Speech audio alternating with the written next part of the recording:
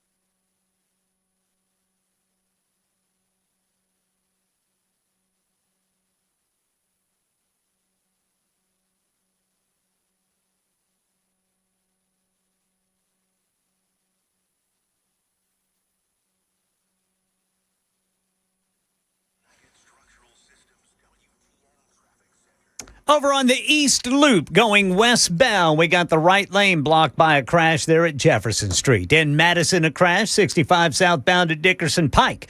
Christiana, Rutherford County, 24 westbound near the Rutherford-Bedford County line. And then over there in Mount Juliet, southbound South Mount Juliet Road, still a parking lot due to construction there at Central Pike. Both directions of Central Pike getting backed up there, too. I'm Ken Weaver.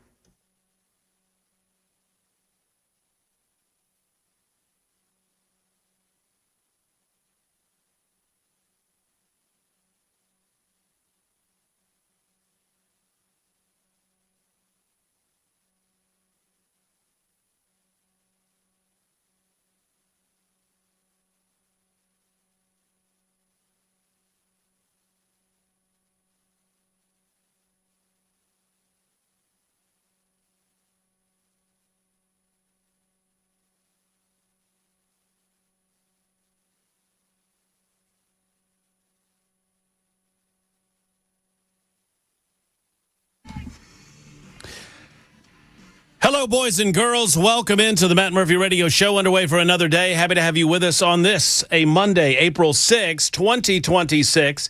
It is our episode 1013 of these visits together on Supertalk 99.7 WTN, and I'm pleased for those of you that have joined us for every one, or if this is your first one, we thank you. We appreciate you. Come on in.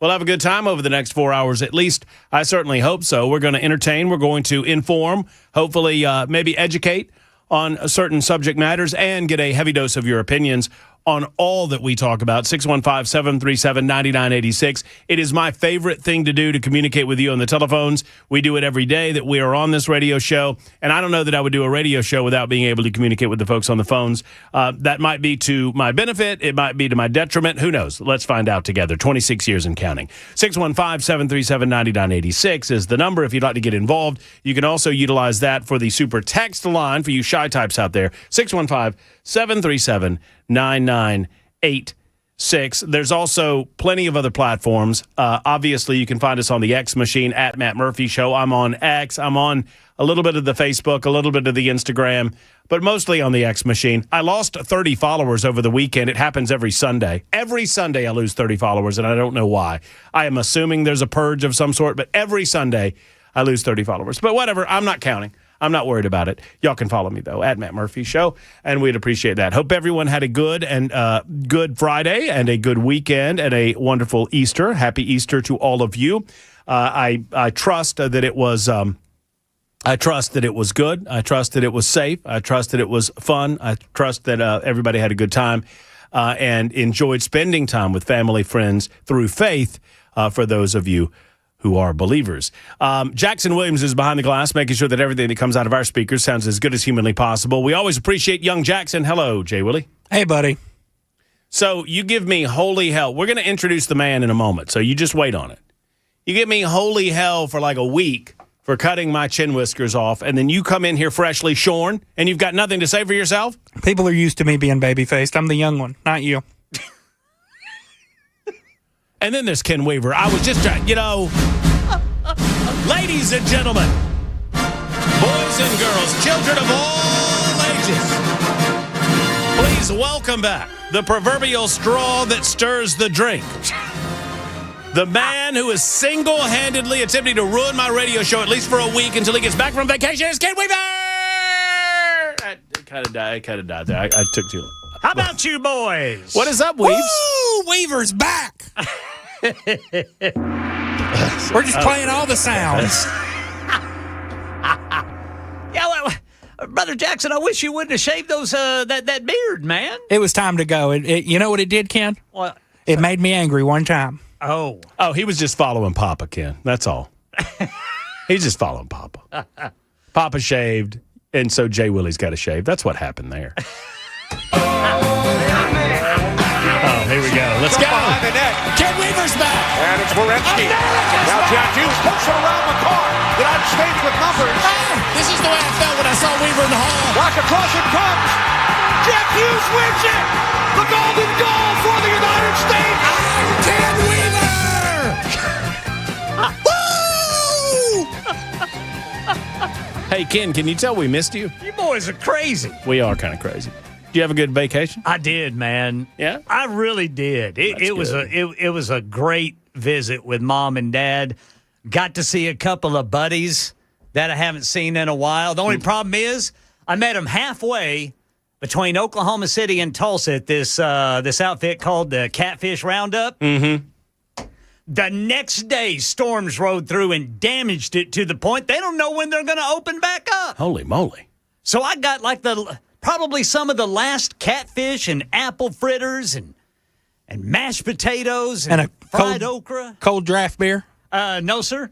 Just had a Some cup of those coffee. joints. Yeah, some of those joints don't do the cold draft beer, Jackson. They don't believe in all that. Yeah, I don't know if they do the beer there. Now, they did big old pitchers of sweet tea, but for some reason, I just drank coffee. Well, I don't know why I did that. The mood strikes you. Well, hopefully they get opened back up. I hope that too, because they're really good. But then, I kind of feel sorry for the nice waitresses. They're really nice ladies. And, everybody there is very nice. But, they're not drawing a paycheck now because of Mother Nature. Well, we all got some Weaver fever there, Ken. I think I speak for 93.88 and everyone else on this radio show that we missed you. And I have presents, and I'm just the conduit of the presents. I am not the founder of the feast, but we received presents over the weekend from a loyal listener, and I've got to divvy out. Right. I got to divvy out presents here in a minute. So I think I need to get to the first break, and then we'll take care of some pleasantries. We'll get a few things out of the way, and then we'll get some presents in here.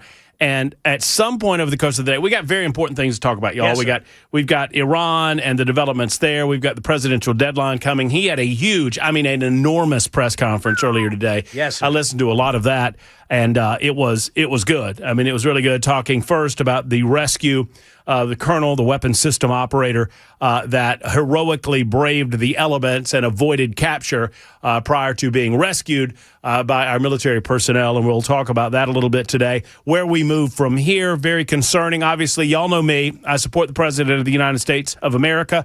He is obviously the commander-in-chief, and I believe that he has the ability to navigate us through this, but I'm trepidatious. I remain hopeful because that's all I can remain, because I'm very concerned about where we're going with all of this. We'll discuss that today. Obviously, there's a lot going on in the state of Tennessee. The General Assembly is passing bills fast and furious today as we speak. Our Raccoon bill is on the docket, man. What do you know about that? The Raccoon bill is set to be voted on in the House of Representatives today. It's already passed the Senate, and we expect it to go to the governor's desk. How about that? Well, I'll be. I wonder if we'll get invited to the gubernatorial signing. What do y'all think? Can I go? No. I wonder if no, Jackson. I wonder. Hey, Ken. I wonder if we'll get invited to the governor's signing. But if Ken gets, why can't I go? Jackson, hold on just a second. Ken, do you think they would let you like skedaddle out of here so you could go and be a part of the signing? Matt, Yes, Jackson. I want to go. Okay, very good. Duly noted. Hey, Ken. Yes, sir. We'd love to have you at the signing of I'd the like to Raccoon go to bill. that. Would Now, be nice. I'll be there, Matt. You've always been a big supporter of the Raccoon bill. You know what, Jackson? I'll let you go. I will.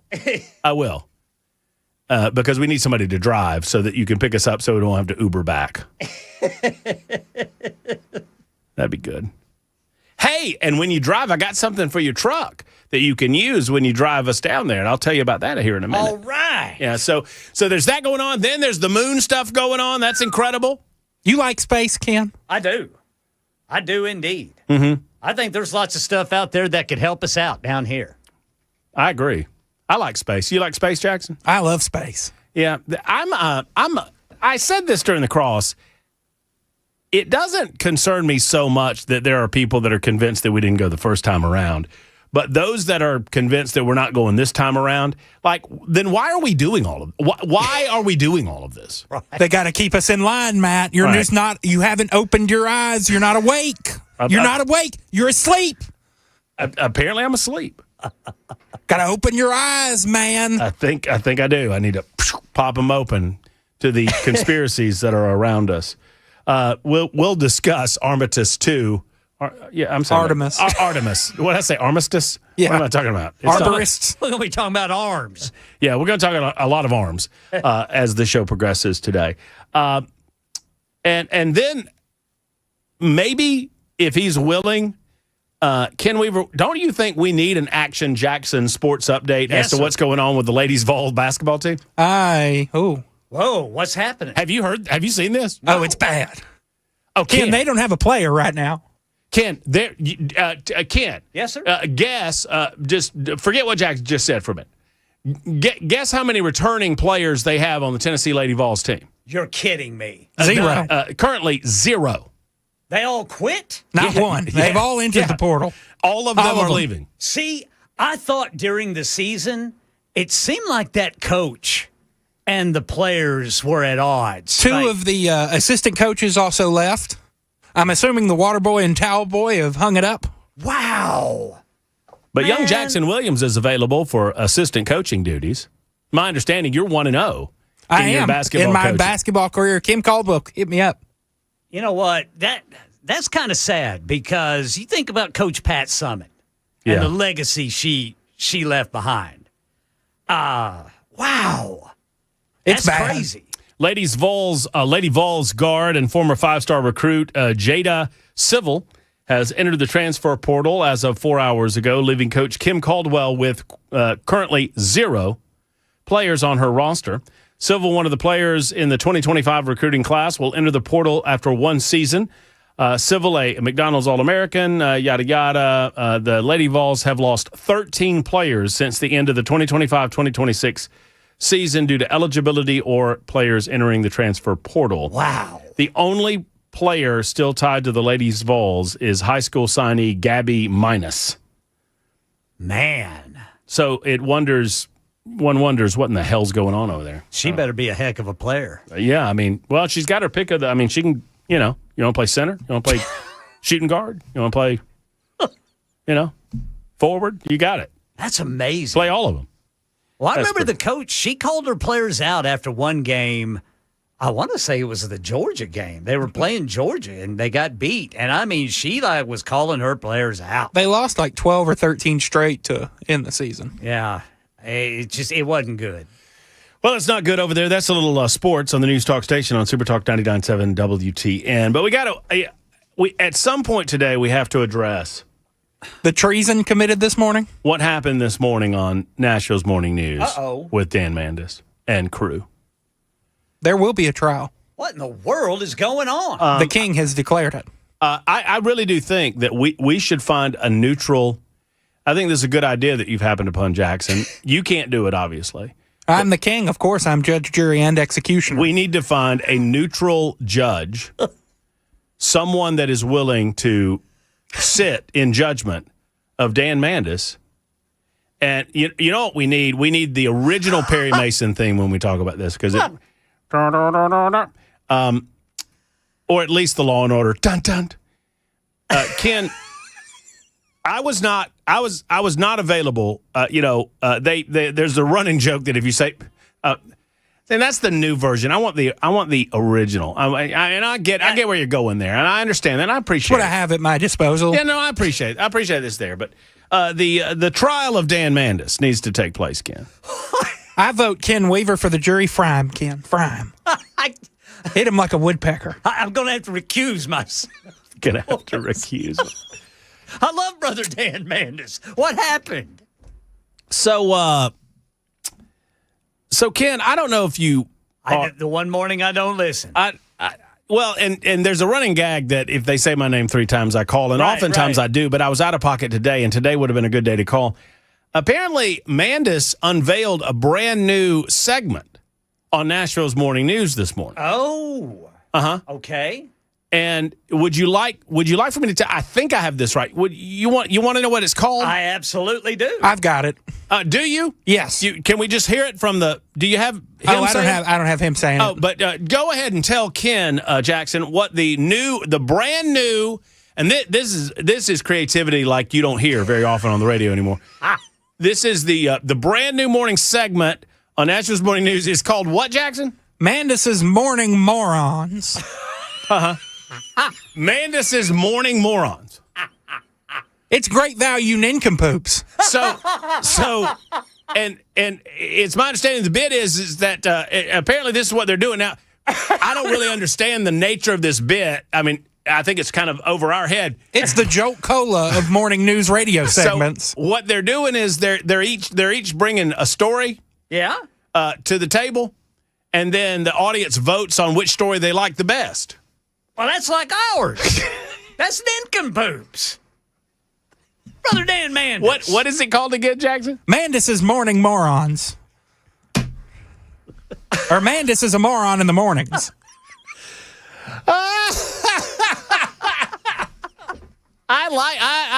Listen, imitation is the best form of the most sincere form of is that what is the old I don't know, but I don't like it, Matt. Jackson. Uh, And you don't want to make the king angry. They got it. So we'll have a little piece of that later on from the Nashville's Morning News segment in which they unveiled a brand new creative idea by I'm Dan calling and Jay team. St. Clair. Well, I mean, Jay might be able to help us on this. I mean, I'll donate the crayon. I got $140. Well, we're in it. I'll be his assistant attorney. And I find myself in contempt. No, and that's you don't want to be in contempt. You don't want to find the other guy. Wait, Jackson, just hold on. We need to find you a nice seersucker suit before we get you. Before the judge. What's a seersucker suit? That sounds bad. You're gonna love it. It sounds like I'm doing some nefarious things on a bad part of town. It's gonna look really good. It's gonna look good on you. Oh. It's gonna look good on you. Goodness. All right, we got that. We got the movie review coming up. We both fulfilled our obligations. and watched our Incredible films. It's probably the best Ninkum Poop. The best movie review that we've done in its totality. All right. So that's pretty good too.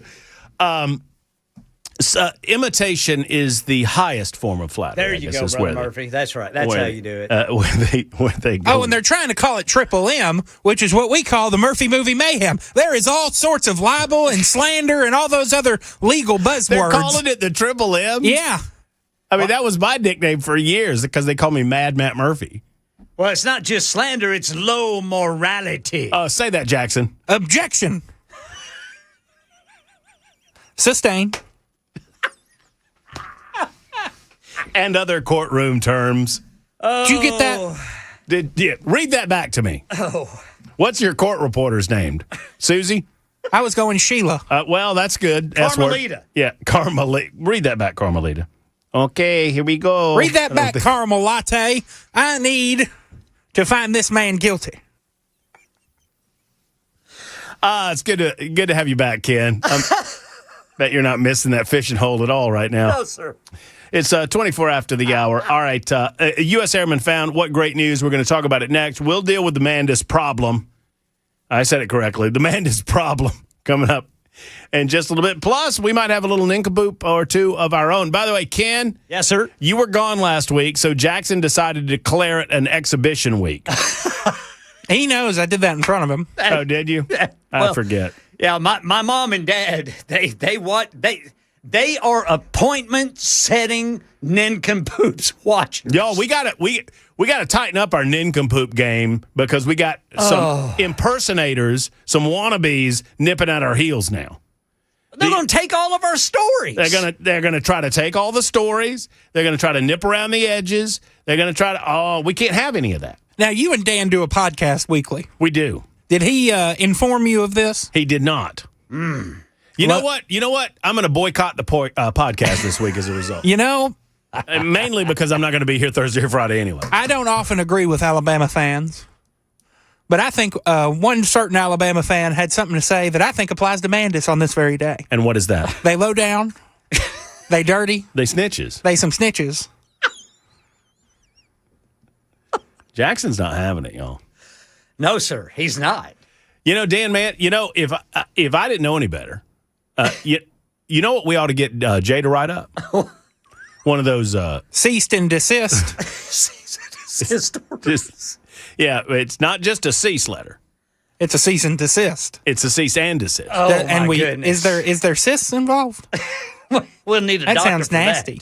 Well... Need a dermatologist. I have to, but we're gonna write up a Nashville's morning news cease and desist. I mean, we can take the man to trial. We can find us a judge and a jury.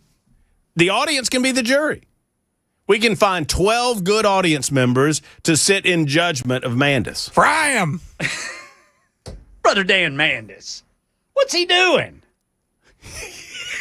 That's y'all. Ken Weaver's the nicest person on planet Earth. That's the most we're going to get out. Ken goes, "What's he doing?" Meanwhile, I'm doing over there? actively hoping that I don't know what you're wanting to fry him. Yikes! A little radio bit. All right, 26 after. Speaking of this bit has gone on far too long. We'll get into the meat of, if you don't know the details of the story of the rescue of this airman, it will just warm your heart. The American can-do spirit on display. 26 after the hour. Super Talk 99.7 WTN.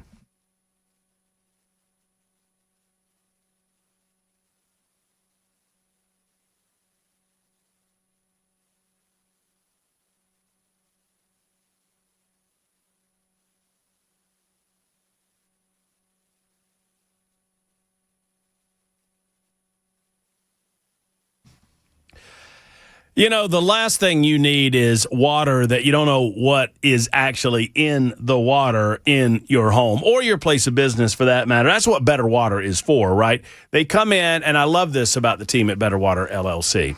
They'll come in and they'll give you a test. They'll give your water a thorough examination. I did this in the new home in Mount Pleasant. I wanted to make sure I understood what I was bathing with, what I was drinking, what we were cooking with, etc.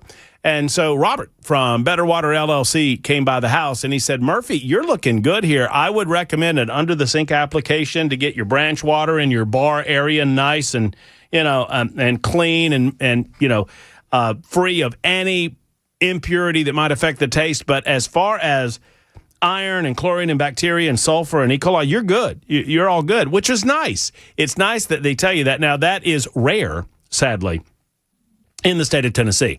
There's always a little something going on in your water. You need to get it checked. They offer a full range of water treatment equipment, from reverse osmosis, water softeners, filters, UV lights, you name it, they do it. Based out of Smyrna, they're great at what they do. Call them and tell them that Matt Murphy sent you to Better Water. 615-355-6063, 355-6063, or online at betterwater.com.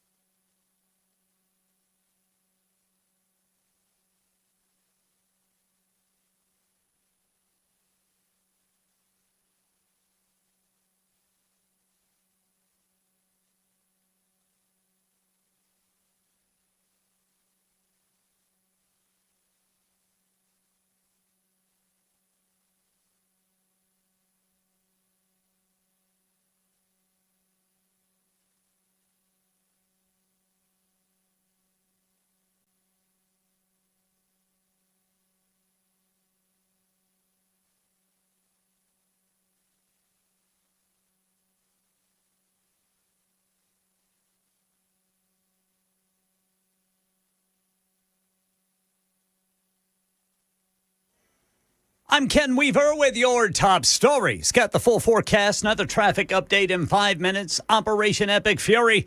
President Trump says the U.S. will bomb the entire country of Iran if they don't come to a deal to open the Strait of Hormuz by 7 o'clock Middle Tennessee time tomorrow night. We have a plan, because of the power of our military, where every bridge in Iran will be decimated by 12 o'clock tomorrow night, where every power plant in Iran will be out of business, burning, exploding, and never to be used again. I mean, complete demolition. As for any negotiations, here's Ian Panel. It's not entirely clear who it is that the president and his team, Steve Witkoff, Jared Kushner, are actually talking to. The president has repeatedly used this phrase about a moderate leadership. Well, we know that the new Ayatollah is the son of the old Ayatollah and is at least as hardline, if not more hardline, at the same time as saying, look, these talks are going on, even expressing the possibility that there could be some kind of agreement, warning that there would be this ramped up attacks, raising serious questions, I think, about the legality of going after some of these civilian targets. And way up there by the moon. This is a special report from ABC News. I'm Michelle Franzen. The historic lunar flyby happening now, with the Artemis 2 crew already breaking the distance record for human space travel. NASA on the milestone. Today, for all humanity, you're pushing beyond that frontier. The previous record set by Apollo 13 in 1970. The commander of that mission, astronaut Jim Lovell, who recorded a message in 2025 before he died later that year, greeting the crew today. Hello, Artemis 2. This is Apollo astronaut Jim Lovell. Welcome to my old neighborhood. Later today, the crew is expected to lose communications for less than an hour as it passes the dark side of the moon. Aerospace engineer Elio Murillo. They're prepared for their software on board to really make most of the decisions, but they are ready to take manual commands if needed. And ideally, the spacecraft will work as intended and everything will be normal. This is ABC News. That's the latest news. Traffic and weather next. I'm Ken Weaver, WTN News.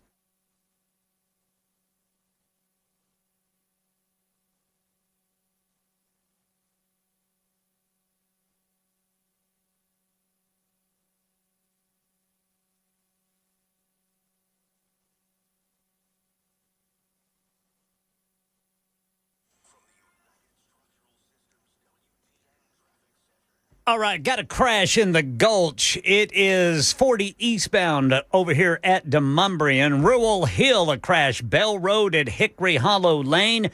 Then over on the East Loop going westbound, you've got a crash right there before Jefferson Street. And in Mount Juliet, South Mount Juliet Road, southbound South Mount Juliet Road, still a parking lot due to that construction there at the Central Pike intersection.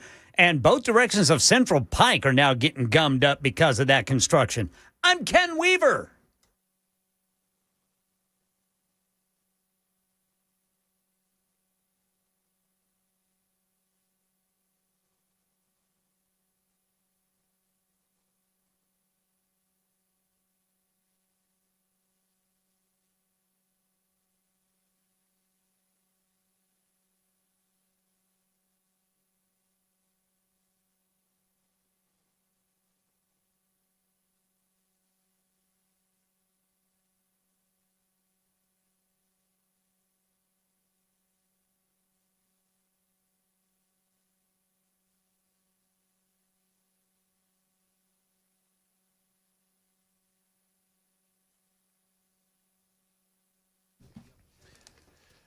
Hello, friends. It's Matt Murphy for the Tennessee Men's Clinic. Gentlemen, it's spring. We see obviously the grass is growing, the trees are, flowering. I mean, everything is fresh and new again. And it puts me in the spirit to ask you, do you have something going on in your life that perhaps is troubling? Is it an energy level situation? Is it a bedroom or intimate situation? Now, I'm not here to get into your business, but I am here to tell you this.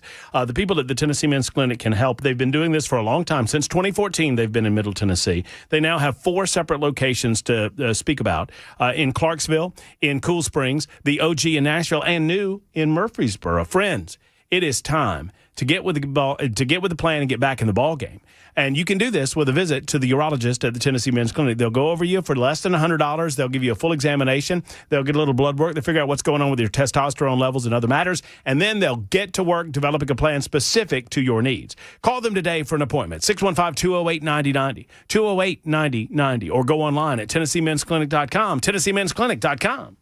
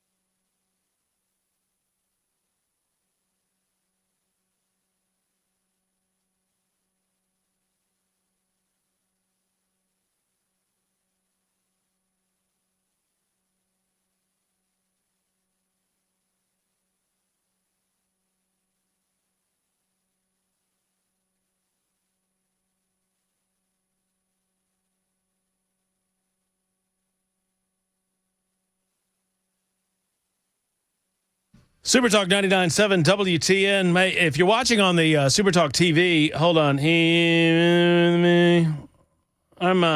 I'm communicating in real time with some folks over in the General Assembly about a couple of pieces of legislation to include our Raccoon bill. You think Sabicki's messing with me? Trying to get my dander up? I think maybe he is. He's saying that there's trouble with the Raccoon bill.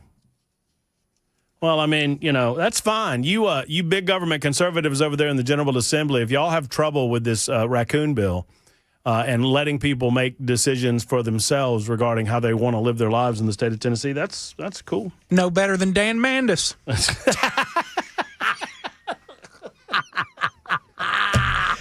Jackson, I don't even want to tell you the worst of it. What's the worst of it? I don't want to tell you the worst of it. Oh, just tell me, because I need documentation for my lawsuit. I'm on the phone with Mr. St. Clair. So, Ken, in your absence, there's no Ken Weaver out there. There's no substitute for the Ken Weaver, but we did our best. We had Jay Harper in, and we had Mason in one day, and Joan and Jay flipped on Friday, and so we had Joan Jones in the newsroom, and she was wonderful. For Jackson, separate the Ninkum Poops out of the equation. She was wonderful. She whooped our butts, Ken. An absolute delight. And then she whooped our butts in Ninkum Poops. They started voting for her at 3 o'clock, Ken. They did. We didn't have a chance. I made the YouTube poll, Ken. Yeah. I just made it 3 votes for Joan instead of the 3 of us. Who said who wins Ninkum Poops? Joan in all capital letters, or Joan with an exclamation point? Joan's the sweetheart of all of us. It was Joan in all caps who won. Yeah. So, Jackson, I hesitate to tell you that she put the crown on this morning. I told her that was fine. I just told her she couldn't let Ken Weaver get his grubby little hands on it. Oh, I've got it, Brother Jackson. Oh, dear. I've got it. I've shined it up. Dear. I'll come back and get it. I told her not to let him touch it. That was my one rule. I feel like this week is live. It's just it's a 3-day week. So if somebody wins 2 out of 3, if we split, then you keep trying. I think this week's live, boys. I think it's live, unless Brian Wilson wants to play. Well, you can talk to Brian about that on Thursday and Friday. Brian is subbing in. I'm out Thursday and Friday. Brian is subbing in for me on Thursday and Friday. So what's the worst of it? That was that she put on the crown. Oh, that doesn't bother me. I told her she could. Okay. As long as y'all had that pre-existing, and it's not your crown technically. I mean, you just. I don't know how we're going to dig ourselves out of this hole, Weaver. I don't either. You got any bricks? Because I think that's what it's going to call for. We're going to have to get some, man. We're going to have to smack him in the head with a brick. 42 after the hour, Super Talk 99.7 WTN. Action going on in the General Assembly. I'm going to update you on the Raccoon bill. I feel like somebody's just over there messing with me on the Raccoon bill. I've got Donald Trump audio from his press conference earlier today. Very excited about this. But on our very super duper hotline is the one and only Joan Jones. Hey, Joan. Hi. How are you? I heard my name mentioned 3 times, so I thought I had to call. You know, I would have called this morning because apparently my name was on Nashville's Morning News' lips today, but I felt very uncomfortable. I think the fact that I was naked in the shower supersedes the idea of calling.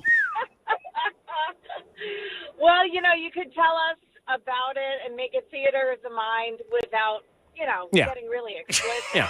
That's a play I don't want to see. Joan, I don't know why you called, but I got to tell you, I think it's very interesting that we had Joan on Friday engaging in a robust round of Ninkum Poops in the news, and then suddenly Monday, Dan Mandis rolls out this brand new segment on Nashville's Morning News called Mandis's Morning Morons. Yeah, well, it's kind of a takeoff, but it's not really. We're not copying you. Clearly. I mean, obviously. I mean, no, yo. It's like when Friends ended and they started up Joey.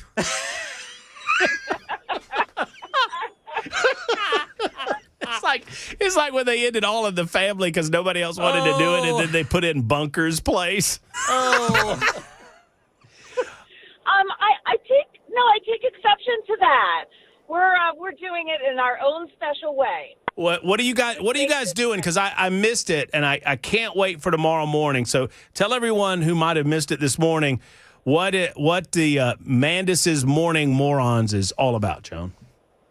Well, all 3 of us choose a story, and we present it, and then the voters, the listeners decide by vote who wins, and I won. So, how is that? Okay, so that sounds. Jackson, I feel completely better now. That sounds completely different than what we do. This is not alike at all. I got misinformed, Joan, obviously. Clearly, Matt, you really need to listen. I do. Heck, I'll vote. Now, you'll be happy to note that Jackson seemed a little happy that you were wearing the crown this morning. I had to reshape it because Jackson's head is really big. It is. Large head. It is. Yeah. It's from all the winning. Is that what it is? Yep. Okay. So it's a little reshaped. I hope you don't mind. Oh, that's fine. Just don't let Ken Weaver touch it. Well, let me look at it. Oh, easy, Weaver. Yeah, I sort of left it in the newsroom. Sorry. You got to watch those news people, Jackson. They stick together like that. It's like us producers. Yeah. You call us the hands. Oh, yeah. No, those news people are not as bad as producers. Joan, have you seen these producers get together and start gossiping? It's like a little hen circle. Oh. In every radio station I've ever worked in, it's the same. Yes. Yeah. They get together. They're little schemers over in the corner. Well, the scourge of radio. Joan, I never would have believed Sam. Never would have believed Dan Mandis. But since you called me and told me, and you've assured me that Mandis's Morning Morons is in no way, shape, or form anything like really Ninkum Poops in the news, then I'm comforted that that is truthful, and I'm fully supportive of this new effort by the morning crew. Of course. I'm really glad you approve. Yeah. Thanks, Matt. Yeah, Joan sounds so sincere. She does.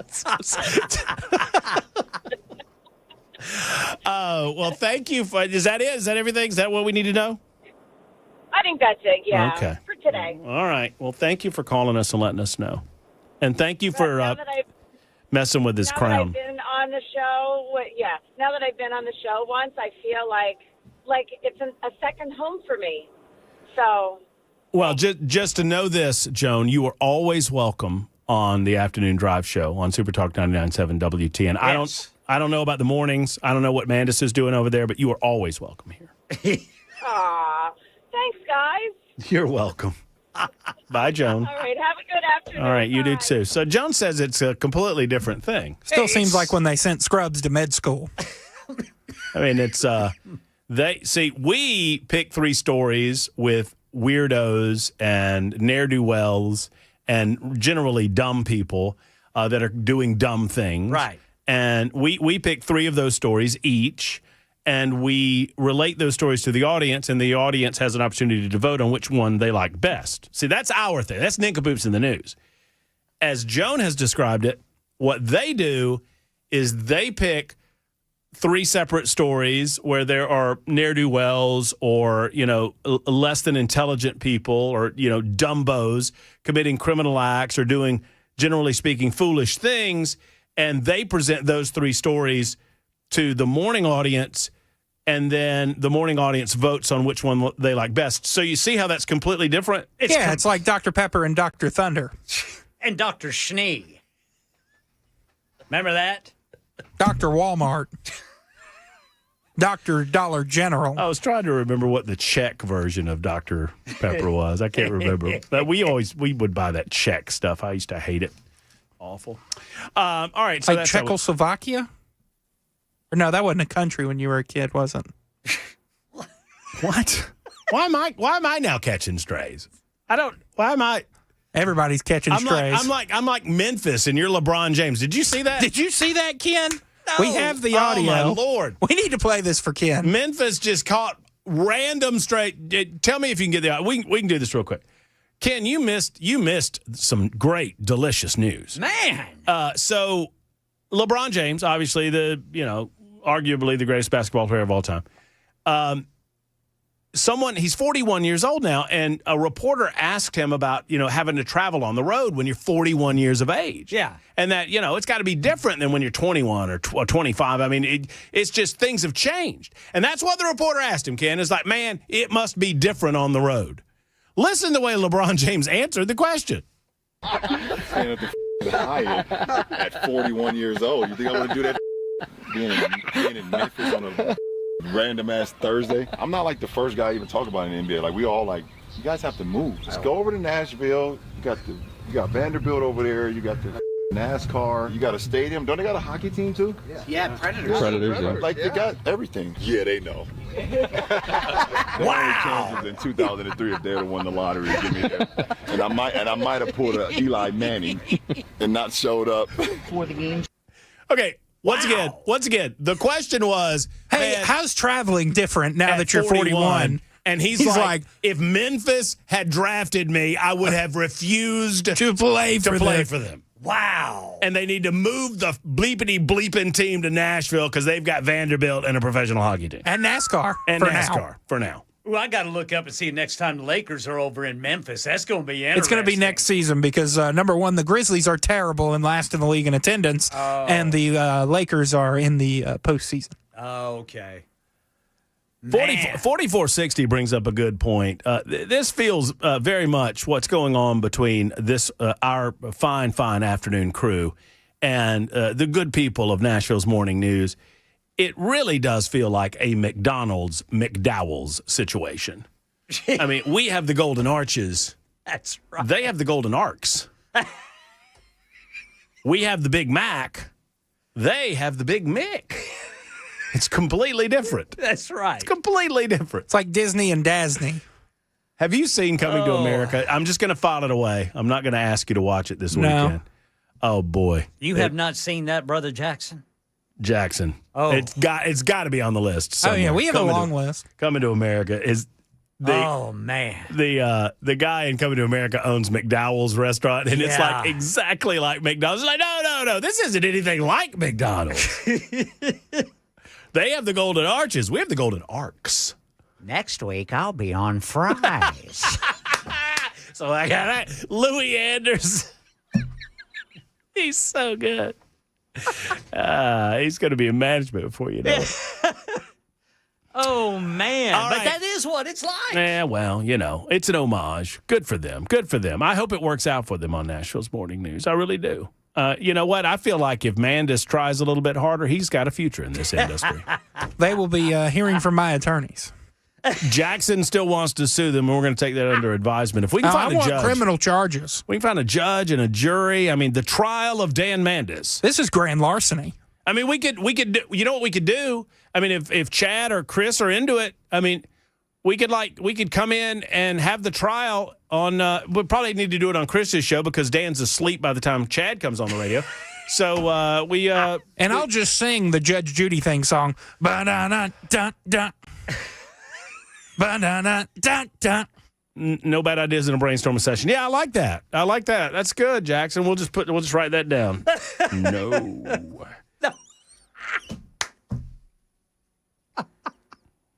52 after the hour. Oh. Content on the way next on Super Talk 99.7 WTN.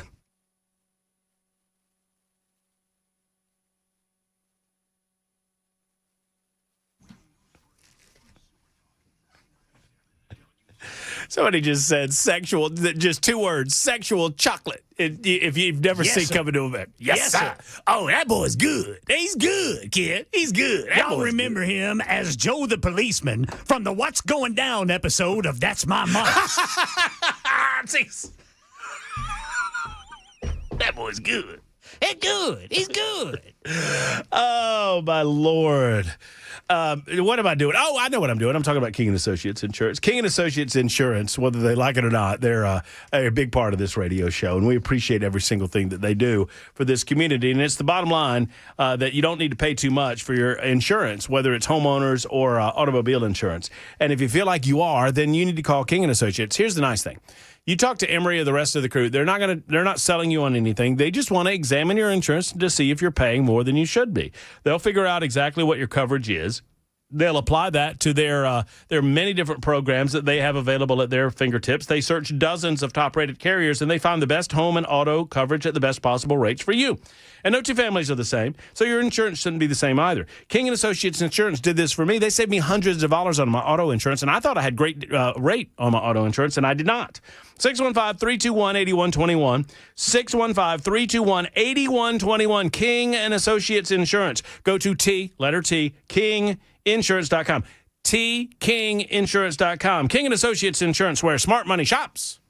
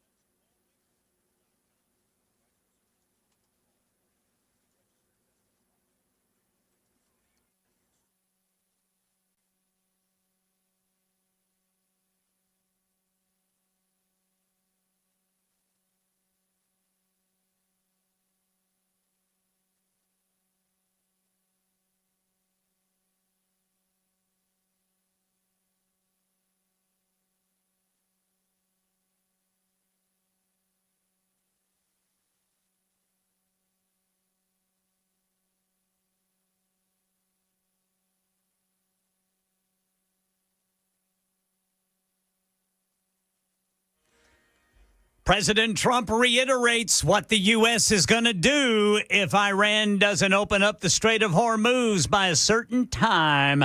We'll let you hear it at 4 on Super Talk 99.7 WTN. Super Talk 99.7 WTN, a crucial 36 hours for the engagement in Iran. None dare call it war. It's not technically a war because it's not been declared by Congress, but it certainly is a conflict. And we did certainly have boots on the ground over the weekend as a U.S. Airman. I was calling him a WSO, but I'm informed reliably that the way that they say that in service is a WISO. Am I saying that right now, y'all? WISO? WSO, Weapons Specialist Officer, I guess, was obviously the plane's going down. They had to eject from the aircraft. When you do that, you're not going to fall next to one another necessarily, but he was a little bit further away from the pilot than originally anticipated, but he eventually made his way, while wounded, up to a crevasse on a mountainside 7,000 feet up, and he had a communication device that pinpointed his location, and a daring rescue ensued that eventually was successful. We'll talk about that moments from now. Get your telephone calls in, 615-737-9986, 615-737-9986. And Donald Trump over the weekend had a few things to say about those SOBs, and I'm being nice when I say it that way. Those SOBs over there in the Middle East. We'll share as much of that as we are permitted to share. It's amazing when I can't quote the president accurately because of the federal government. They won't allow me to quote the president accurately. Isn't that something? Super Talk 99.7 WTN.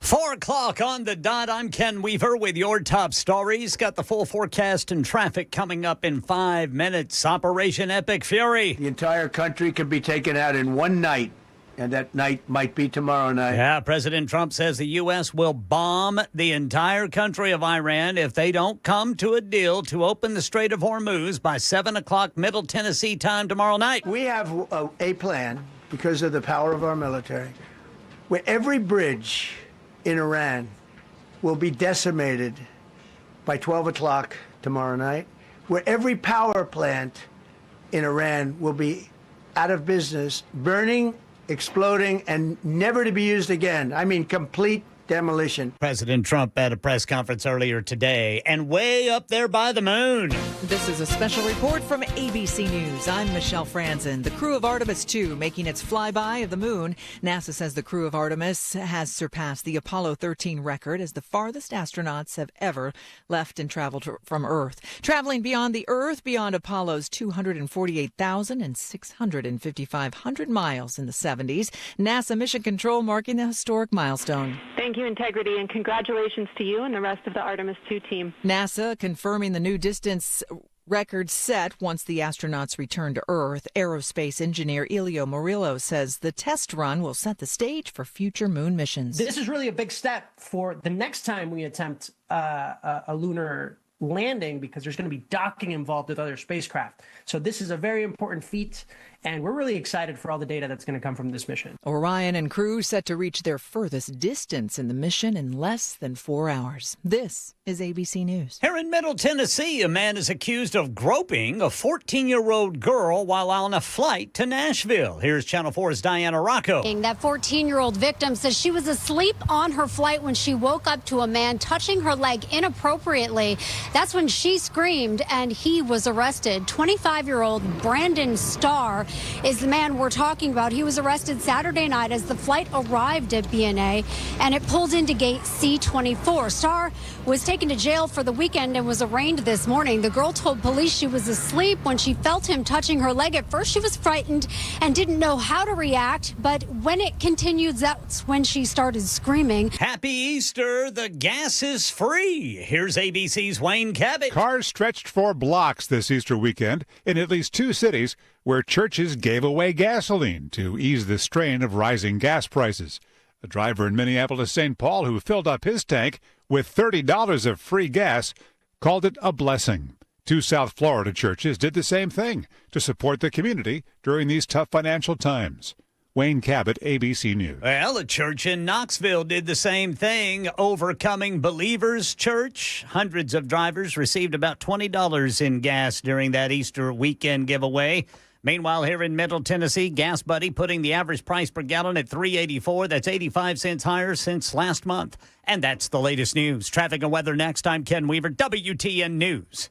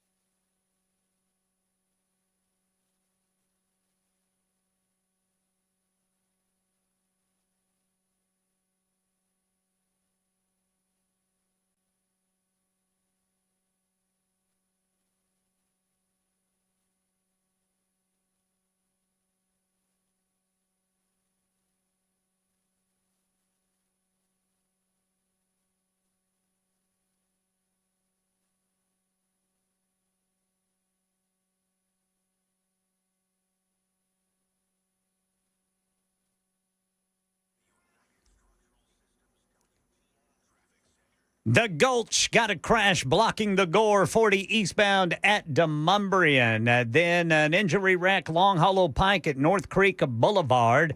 Bell Road at Hickory Hollow Lane. 440 westbound at Nolensville Pike. And now Rural Hill a crash. 24 westbound just past Bell Road. And Fairview, an accident now. 840 westbound before Fairview Centerville Highway 100 exit 7. And then looking over here at the T-Dot camera, we've had some construction that is really tying up South Mount Juliet Road going southbound due to that construction there at Central Pike. And both directions of Central Pike is backed up because of it. I'm Ken Weaver.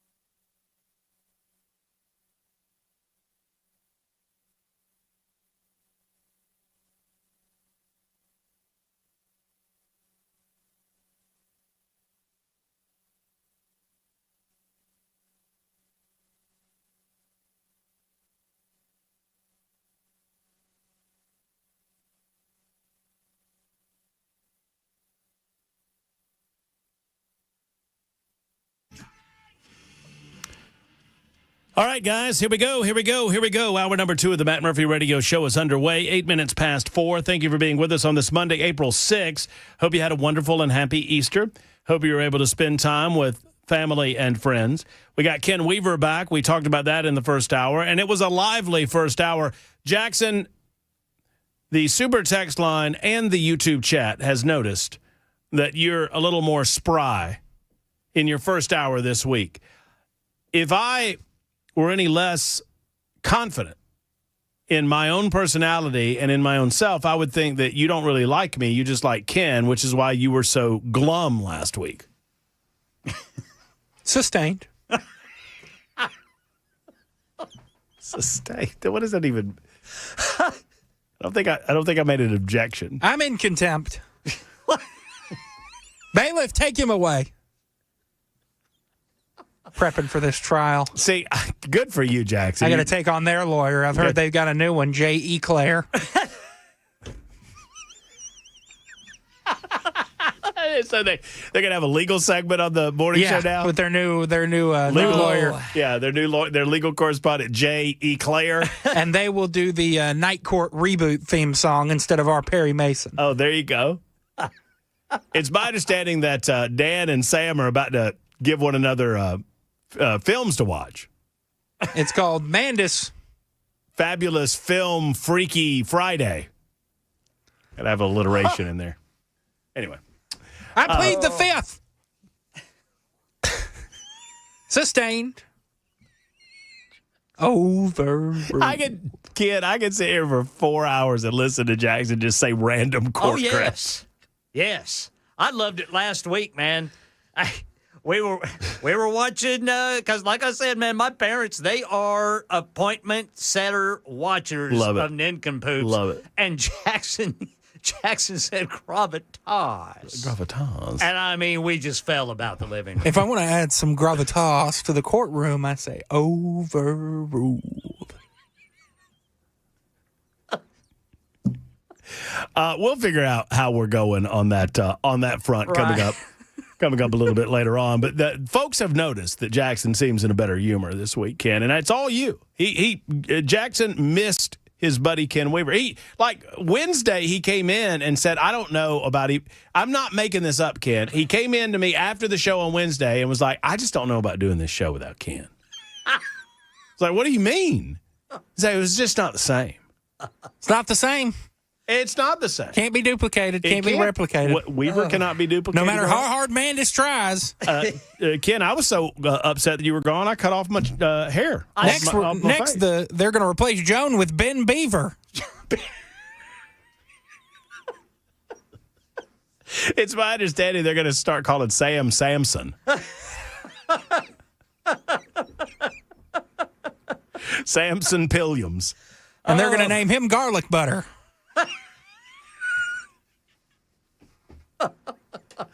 That's good. I like it. You should have kept your mustache, Brother Murphy. I did for a day, Ken. But I'm glad you're going it all back out. I did for one day. Ken, you missed it. For the first hour, the only thing I said into this microphone was bald.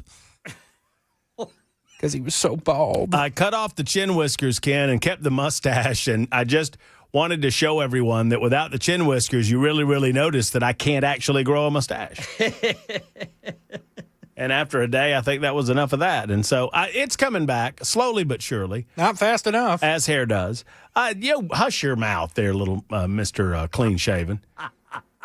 You put a little, brill. What do you put on that? What do you put on that face after you? A splash of aqua velva. Yes, you're supposed to do that? Yeah, you look like an aqua velva man, too. Oh, I don't put anything on it. I just shave it, then leave the bathroom. Brute. By Fabergé. Well, you put shaving cream on there, right? No, I just used an electric for this. What? That's too baby smooth for an electric, Jackson.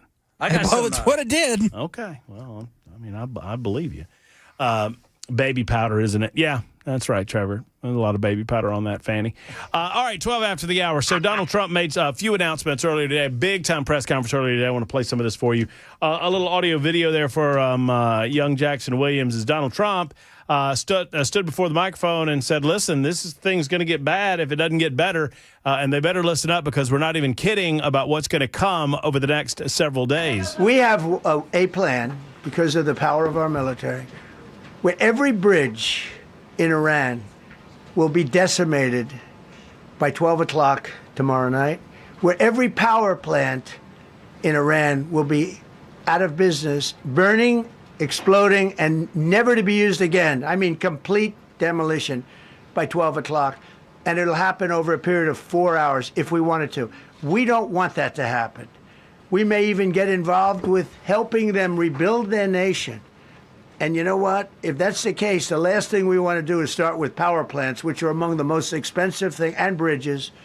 You saw the bridge one. We were very close to a deal.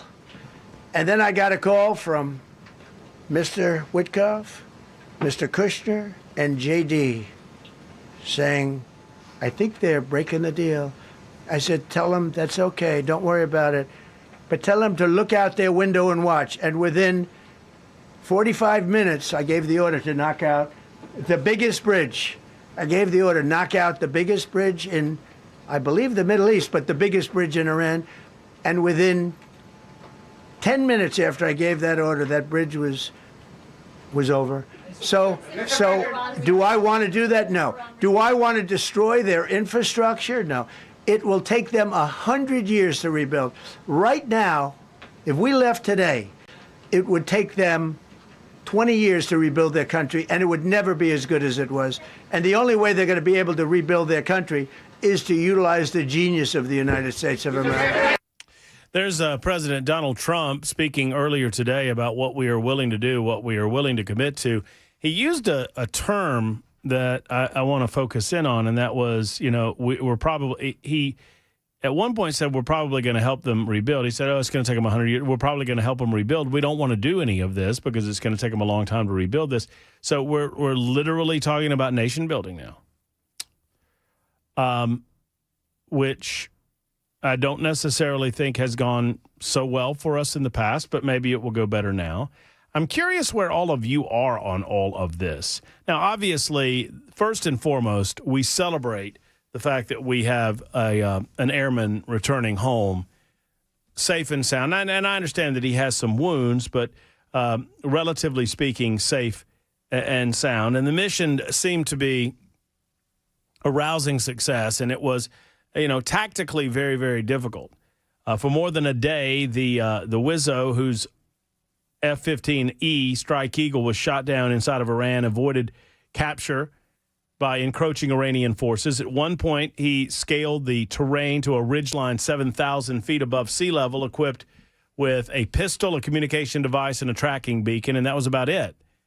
He was into the high mountains, and it was in the high mountains that a team of American commandos, accompanied by U.S. aircraft, dropping bombs to clear this area, swarmed to locate the officer, bringing him and themselves to safety. 2 U.S. officials described the details of the risky operation afterwards. It involved hundreds of American military and intelligence personnel, including Special Operations Forces. The Army Delta Force was there. Navy SEAL Team 6 was there, carried out the successful rescue. CIA operatives were also a part of the team, who mounted a deception campaign beforehand to throw off the potential Iranian captors. It came with multiple twists, including a pair of damaged U.S. Special Operations aircraft that the U.S. had to blow up on the ground because they could not get them back off the ground. The race to find and recover the crew member, an Air Force colonel, became an all-consuming endeavor for the administration after the fighter jet of the 48th Fighter Wing out of the Royal Air Force Lakenheath base was shot down this past Friday. The pilot of the plane was found quickly. And obviously, both of these individuals had ejected from the plane when it was hit, but the weapons systems officer whereabouts were unknown. And we still don't know exactly who this person is. They've not released his identity quite yet. In Washington, Donald Trump reportedly spent Friday in the West Wing, moving between the Oval Office and its adjacent dining room, laid low over the weekend, laid low enough that Democrats started speculating that Donald Trump was dead. Did y'all see that? Over the weekend, where's Donald Trump? Why hasn't Donald Trump been seen? Donald Trump's at Walter Reed Hospital. I mean, they're having the political left has lost their ever-loving minds to the point that they were having fantasy fever dreams about Donald Trump being dead over the weekend. Guys, I'm not a Republican. I'm not a Democrat. I'm not a liberal, and I'm not a conservative. I am more than anything a libertarian with a small L, meaning I don't belong to the Libertarian Party, but I believe in that philosophy of government. I say this all the time. I believe that government serves best where it serves least, leaves me to my own responsibilities and my own liberties and devices, that it only intervenes when necessary to protect my rights and my liberties against force or fraud from another. And there are, some societal communal activities that we choose as a nation to engage in, and that happens more on the local level. I mean, I could delve into this deeply, but all of that to say we are different than them. There is a group of political observers that have become so radically insane and obsessed that they, over the weekend, because he had not been seen for a period of time, understand, Joe Biden would disappear for days on end. Days on end, they didn't care. They liked that because every time Joe Biden appeared before a television camera, he further embarrassed Democrats, embarrassed liberals, and embarrassed himself and his family. Donald Trump doesn't make an appearance every 5 minutes, and they begin speculating on what's going on with Donald Trump, et cetera, et cetera. To the point that the political left, say what you will about our friends on the right, very few of them actually wished for the death of Joe Biden or the death of someone like Barack Obama. I mean, now there's a major percentage of the political left that actively wishes for this. It's sick. It's gross. Be that as it may. Trump was absent for most of the weekend, it appears, because he was focused on his job and trying to get this airman home. Spent Friday in the West Wing, moved between the Oval Office and its adjacent dining room to receive updates on the mission. Trump skipped the golf course Saturday, remained at the White House as an operation to enter Iran to find the airman came together. At the same time, military planners were rushing to piece together the operation. A parallel effort was underway by the CIA. Intelligence operatives worked to circulate information inside of Iran that both crew members had been recovered, looking to cause confusion with the IRGC, the Islamic Revolutionary Guard Corps, who were searching for the downed officer. Meanwhile, Israel postponed strikes into Iran so as to not interfere with the effort. CIA ultimately identified the officer's exact location, shared that information with the military. The American Special Operations Forces convened on the mountainside where the officer had been hiding. U.S. planes conducted strikes in the area to ensure Iranian forces were not able to get there first. Trump was watching along others within the Situation Room. At an airstrip in Iran, two MC-130J Special Operation transports had been waiting to take the commandos and the rescued airmen out of the country, but they became damaged at some point during the operation. The military decided to send new planes in. They blew up the damaged ones rather than take the risk of them falling into Iranian hands. In a Sunday social media post, Trump said he would speak to reporters about the operation at the news conference today, and he did so. A long and wide-ranging press conference happening earlier today. It was obviously an amazing show of bravery, an amazing show of skill, and a demonstration that we do not leave any of our Americans behind. And good on them. Now, that is all well and good, but it does not change where we are in this operation. And once again, I am hopeful but concerned. Hope being an emotion where you admit that you do not have any power to change the circumstances that you find yourself in. It is why I use the phrase or the term. I am hopeful that all of this works out. I am hopeful that we have the right military in place. I think we do. That we have the right individuals in place at the head of the military. I think we do. That we have the right man on the job as commander-in-chief. I think we do. But that doesn't change the dynamics of Iran as it pertains to the broader Middle East structure and picture. And it will continue to concern me. The next 24 to 36 hours is going to be a very interesting one. In the meantime, we've got Artemis 2 approaching the moon's far side. Are they out of... I thought they were going out of earshot at some point, that they were going to be radio silent. I think we're about to enter that, if not already. We've entered that. We're going to put some eyeballs on it, some ears on it, and we'll let you know in a moment on Super Talk 99.7 WTN.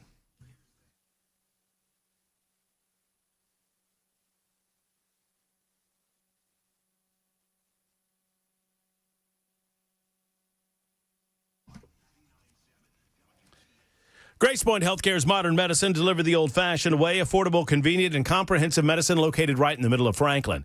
Really anywhere within the sound of my voice, you cannot get a program, a plan, or a healthcare facility like this one. The Smart Care plan gives you the ability to pay monthly, and you can do so through your HSA, your health savings account. Thank you to the Big Beautiful Bill. They opened up that option for you. So for just $99 a month for grown-ups, $79 for the kids, you get unlimited office visits to GracePoint Healthcare throughout the course of the year, plus free basic labs and diagnostics. At GracePoint, there aren't any long wait times because they don't believe in long wait times. At GracePoint, you can be seen same day or next day service. They even do house calls if you're feeling too bad to leave the home. They treat the entire body with a comprehensive medical approach, getting to the root of the problem, not just trying to treat the symptoms to cover the problem up ultimately. GracePoint Healthcare. They're my medical provider. I want them to be yours. Friends, make the call that so many have made and make the switch to GracePoint. 599-6868. 599-6868. Modern medicine delivered the old-fashioned way.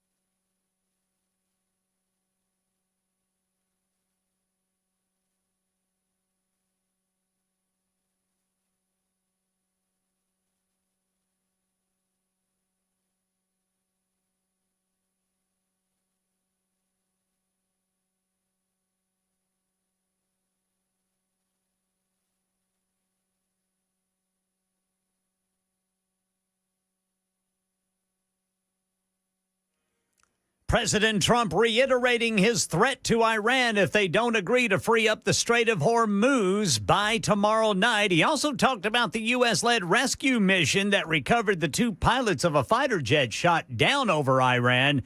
And NASA's Artemis 2 mission's expected to swing around the dark side of the moon this afternoon. They've already made history. Details at 4:30 on Super Talk 99.7 WTN. All right, so I've got the timeline, and thank you to you Murphy minions out there on the super text line sending this in to me. The timeline is as follows. The 4 Artemis 2 astronauts will spend 7 hours flying by the moon, seeing certain sights that have never been seen by human beings' eyeballs. They're flying around. It started at 12:30 Central Standard Time. I think that's right. Yes, sir. And then they have obviously been capturing some incredible images in the meantime. Oh, here it is. So let's see. Where are we? Ongoing. All right. So at 5:44 tonight, Ken. Middle Tennessee time? Middle Tennessee time. 5:44, NASA will temporarily lose contact with Artemis 2. Should last about 40 minutes. Yes, sir. They'll miss Ninkum Poops. Yes. I bet they won't miss Mandis Morning Morons or whatever it's called. They probably don't even know anything about that. NASA will lose contact with Artemis 2 and will be unable to find out who won Ninkum Poops at 5:40. Well, that's most everybody because I forget to tell everyone who won. Artemis 2 will get closest to the moon at 6:02 Middle Tennessee time. Man. Orion will be about 4,070 miles above the moon at its closest approach. Then about 5 minutes after that, at 6:07 Middle Tennessee time, they will reach the furthest point from the Earth at 252,760 miles away. Incredible, man. And then I didn't realize it was a 40 full minutes that they're going to be without radio contact on the quote-unquote dark side of the moon. Yeah, apparently to folks in the industry, that is apparently not out of the ordinary. No. So they're not too worried about it. No, I mean, it is what it is, right? You just can't get a radio signal there. And yes, sir. And because of that, they have to reacquire the signal with Artemis 2. Mission Control believes that reacquisition will happen at 6:25 Central Standard. And the danger is there's no like particular danger except that we can't talk to them. Right. So if something does go wrong, we can't help them. Can't communicate. Can't communicate. Scott Sapicki has informed us. Yep. Breaking news. We got breaking news, boys. You got a breaking news. We need before we go to the real news. Let's get a breaking news sound. That's good enough for me. I'll take it. Our raccoon bill passed. Woo! Yeah! Everybody, you get a raccoon, and you get a raccoon, and you get 2 raccoons. And well, you it's still got to be signed. Governor's still got to sign it. Oh, Governor Lee will sign that thing, don't you think? He'll sign it. He likes raccoons. He's a Tennessee man. You know what? I'm contacting the governor's people right now. I got to get my suit. Oh, we're getting you I've already got people involved in finding you a fine seersucker suit.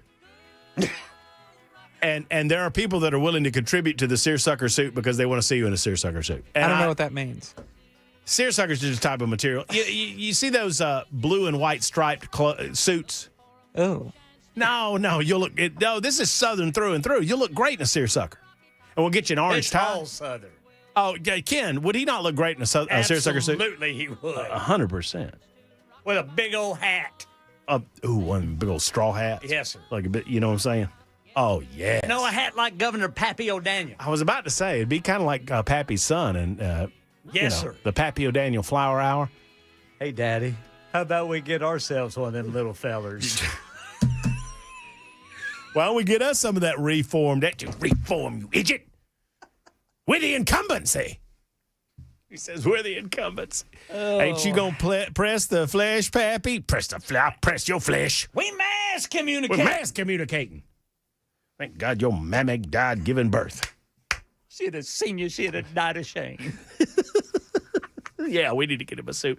So, yeah, apparently wait. No, it do pass. I don't know what. What's that mean? What is that? Now, don't. All right, you know what? I heard it pass. I was told that it passed. Oh, I got authority from the majority leader of the House of Representatives in the General Assembly of the state of Tennessee. We passed, baby. Well, Who is that? William Lambert. That's William Lambert. William Lambert, as we've officially passed. How about that? On to the governor's desk. We will immediately inquire with the governor's office as to their preparations for the signing ceremony because we expect that we'll be there. It's 33 after the hour on Super Talk.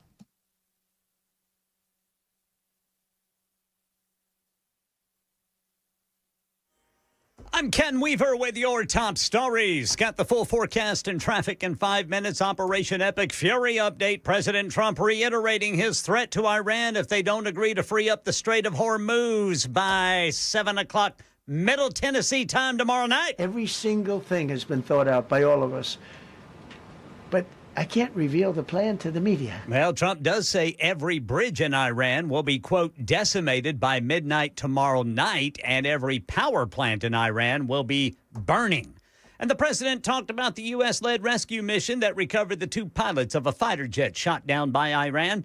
Here, the president said the pilot of that F-15 was hurt and in a remote location. He scaled cliff faces, bleeding rather profusely, treated his own wounds, and contacted American forces to transmit his location. CIA Director John Ratcliffe. Our intelligence reflects that the Iranians were embarrassed and ultimately humiliated by the success of this audacious rescue mission. NASA's Artemis 2 mission is swinging around the dark side of the moon this afternoon, making history on the process. The mission already the farthest humans have traveled from Earth. ABC's Rena Roy has more. We're told that they are focused on 30 different lunar targets, like craters and mysterious formations that scientists really don't know much about. And earlier, they also announced a mission control that they want to name 2 craters on the moon. One of them will be called Integrity, of course, in honor of their spacecraft, and another called Carol in honor of the late wife of one of the astronauts. That's the latest news. Weather's next. So is traffic. I'm Ken Weaver, WTN News.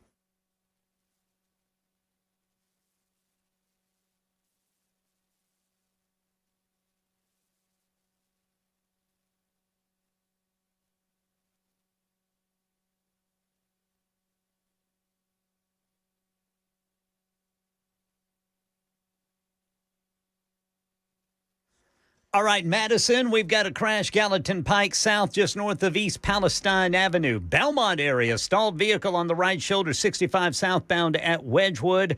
Injury accident, Long Hollow Pike at North Creek Boulevard. Rural Hill, a crash, Bell Road at Hickory Hollow Lane. Also Rural Hill, a crash, 24 westbound past Bell Road. And then in Fairview, accident reported 840 westbound before Fairview Centerville Highway 100. That is exit 7. And man, north and southbound South Mount Juliet Road is a parking lot through Central Pike because of that construction. I'm Ken Weaver.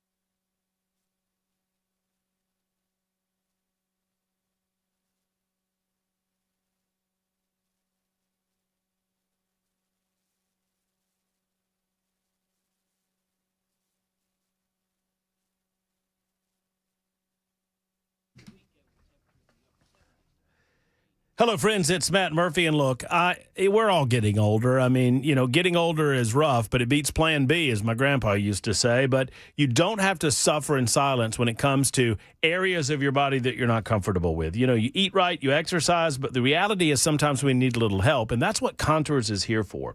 My friends at Contours in Cool Springs, they're here to help both women and men lose body fat and so much more. Their Ultra Slim Body Contouring guarantees that you'll lose 2 inches on your first treatment, or the first treatment is absolutely free. Now, the Belly Buster special comes in at $99. They want to introduce the red light therapy to you. See how the program works. See how easy it is. It is truly, I like to say this because I've been and I'm going back. It is like a spa-like atmosphere. It's like you're getting a massage, but instead of being massaged, you've got the red light therapy that is helping you lose the weight that you've been trying to lose, get rid of the fat, and lose the inches. They also do facials. They're revitalizing. The red light therapy tightens your skin and restores your natural glow for both men and for the ladies, of course. So what are you waiting on? Let's get to it. Go to ContoursLLC.com to find out more, ContoursLLC.com, or call today. Tell them that Matt Murphy sent you to schedule an appointment. You might see me there. 615-236-9960, 236-9960, Contours LLC. What do you have to lose? Butt inches.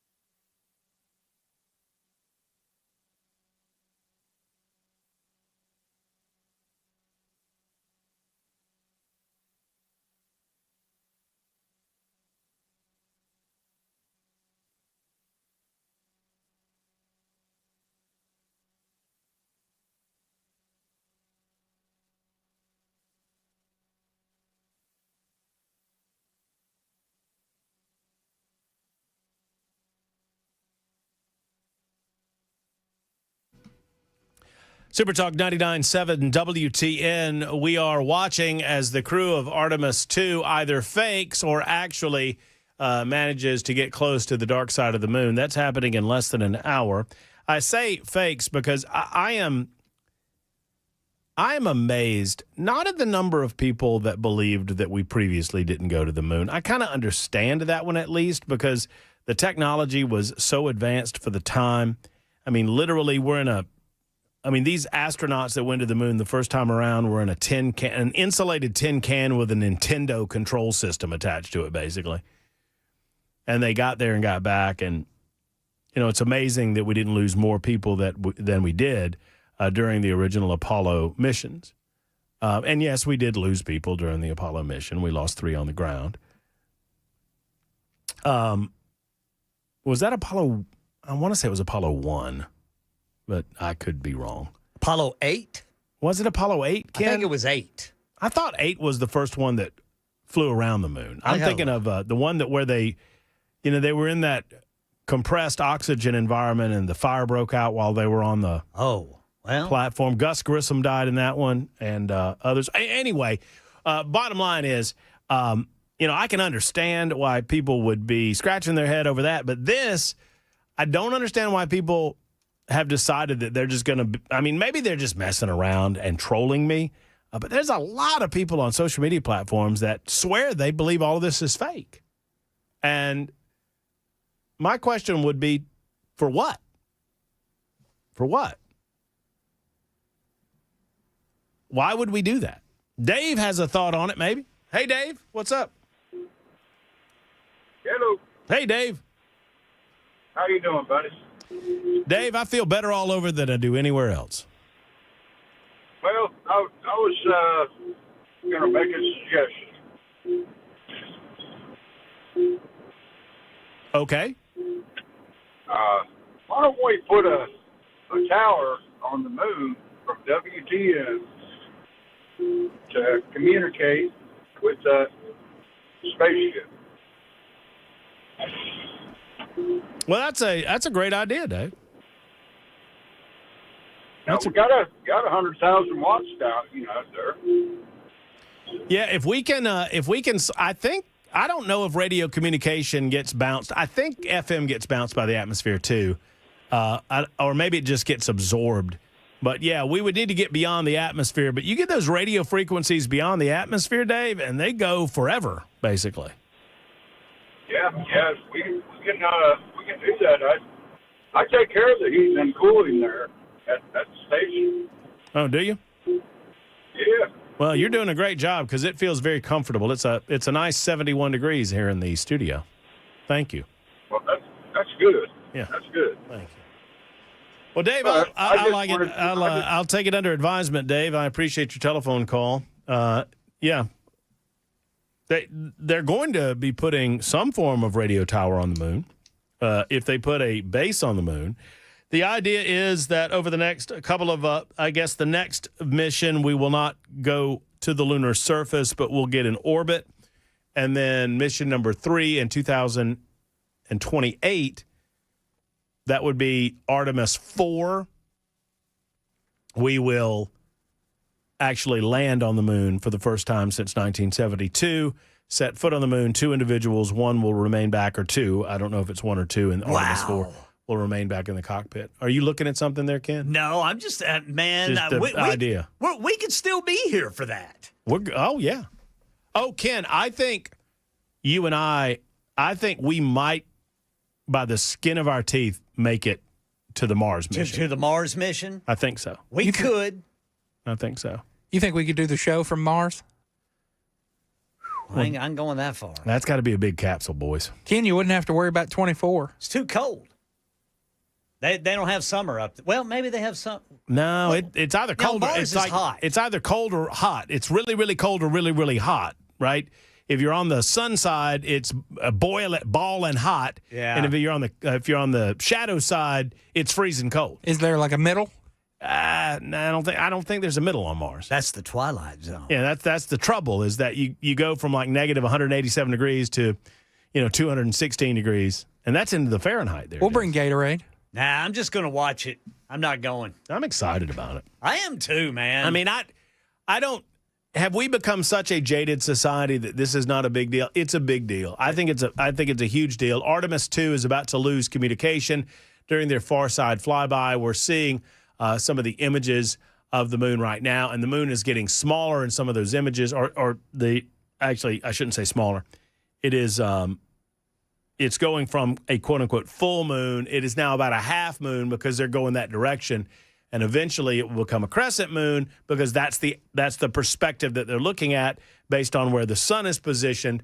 And then eventually they'll go down to the dark side of it, and we'll lose communication from them. So I think it's worth the wait. 50 some odd years later. I mean, since 1972 how, Ken, you were a wee lad. I was 4 years old. 4 years old. Woodpeckers were safe at the time. Oh, yeah. This was pre-woodpecker. About 6 years, pre-woodpecker. Before he became Woodpecker Weaver. As they call him to this very day. The hills of Oklahoma. There aren't many hills. 46 after the hour. Let's get Mike out of the way here. Hey, Mike. How you doing, Matt? I'm great, Mike. Hope you had a good Easter. No, I don't celebrate pagan holidays. Oh, I'm sorry. Then what I want to ask you is, Mike, you really don't think they're going behind the moon? Can I start over?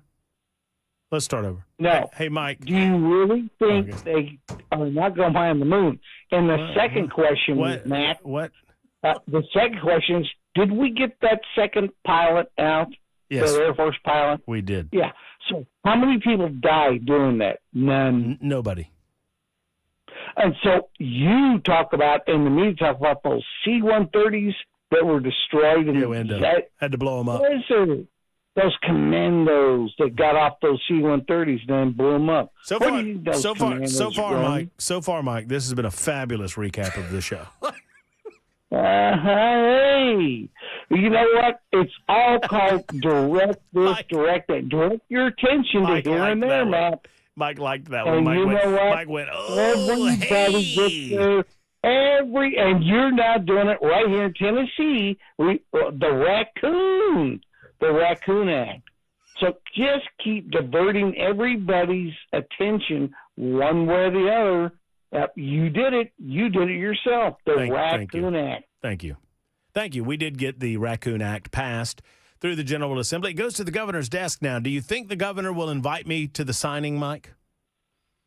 I don't think so, Matt, because you're going to go off on another thing that probably that Artemis, too, they're behind the moon now, may never come back, and it was all faked anyway. Everything is fake to you because you're not a Republican, you're not a Democrat, you're not an independent, you're not a libertarian. That's what you say. So that means you have no spine. You blow, Matt, whichever way the winds blow.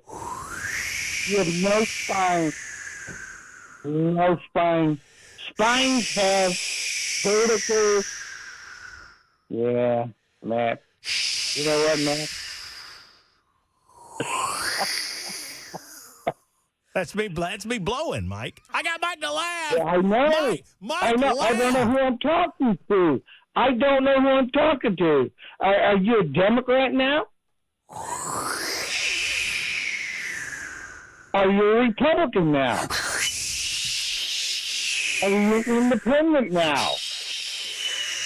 Are you a libertarian now? Then what are you?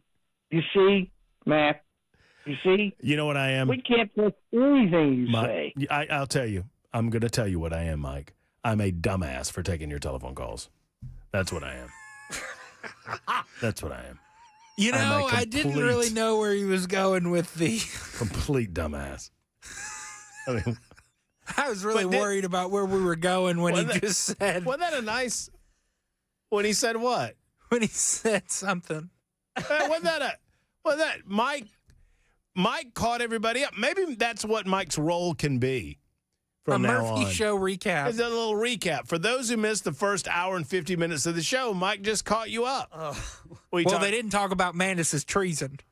Oh, that's true, Mike. I probably cut him off before he got to that.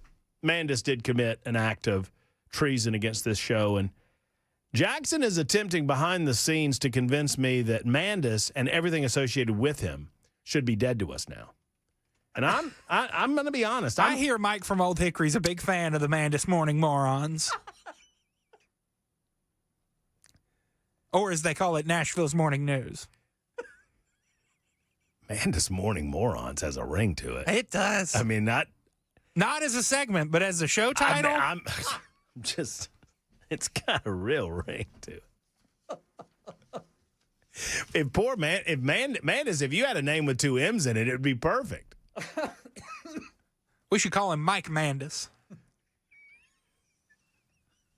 Mandis's Morning Morons on Super Talk 99.7 WTN. That's pretty good.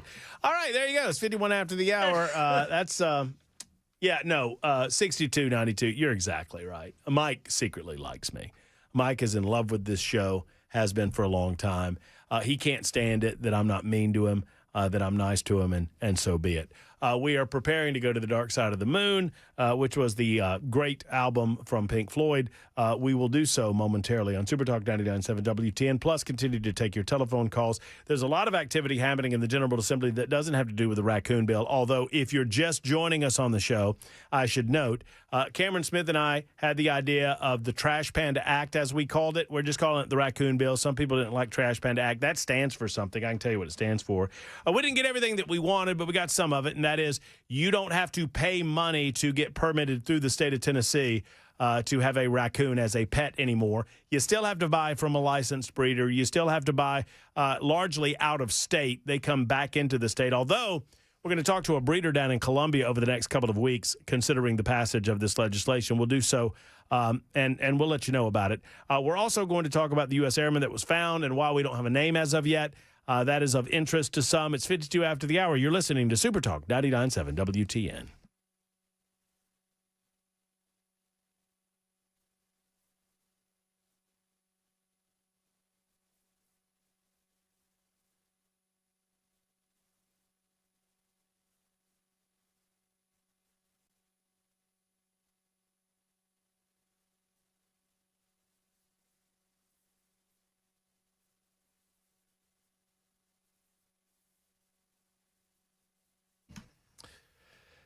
You know, I am in a battle with carpenter bees, and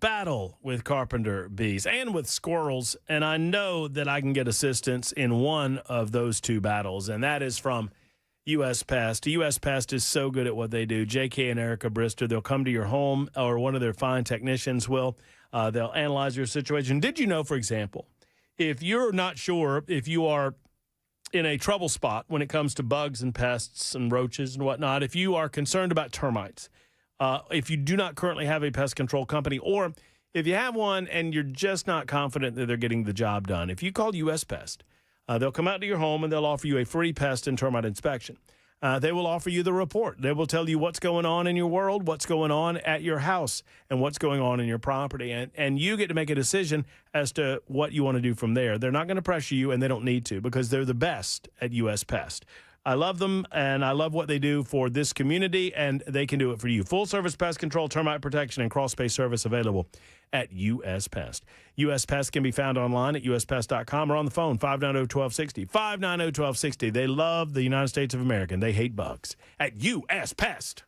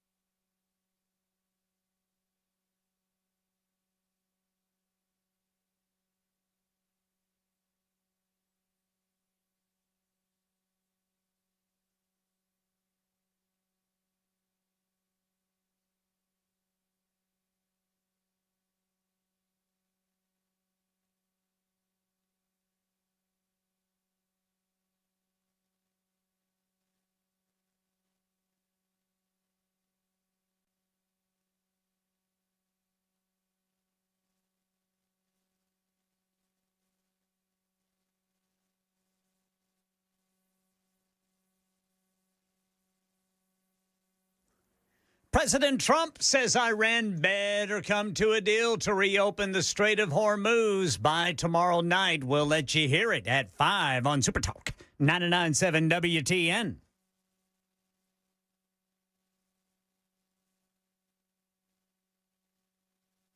Super Talk 99.7 WTN. It is 58 after 4 o'clock, just a couple of minutes before we head on to the news.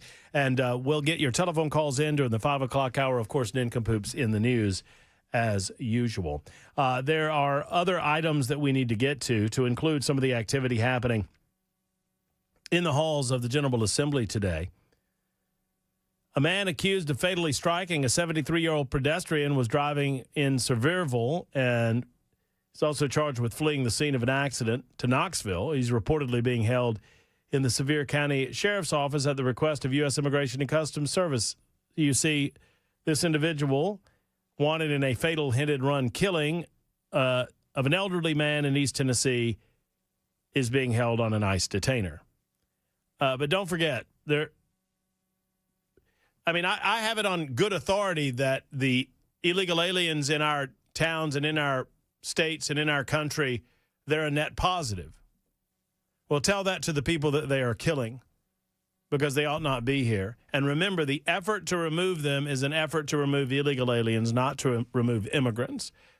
To say otherwise is silly. It's 5 o'clock on Super Talk.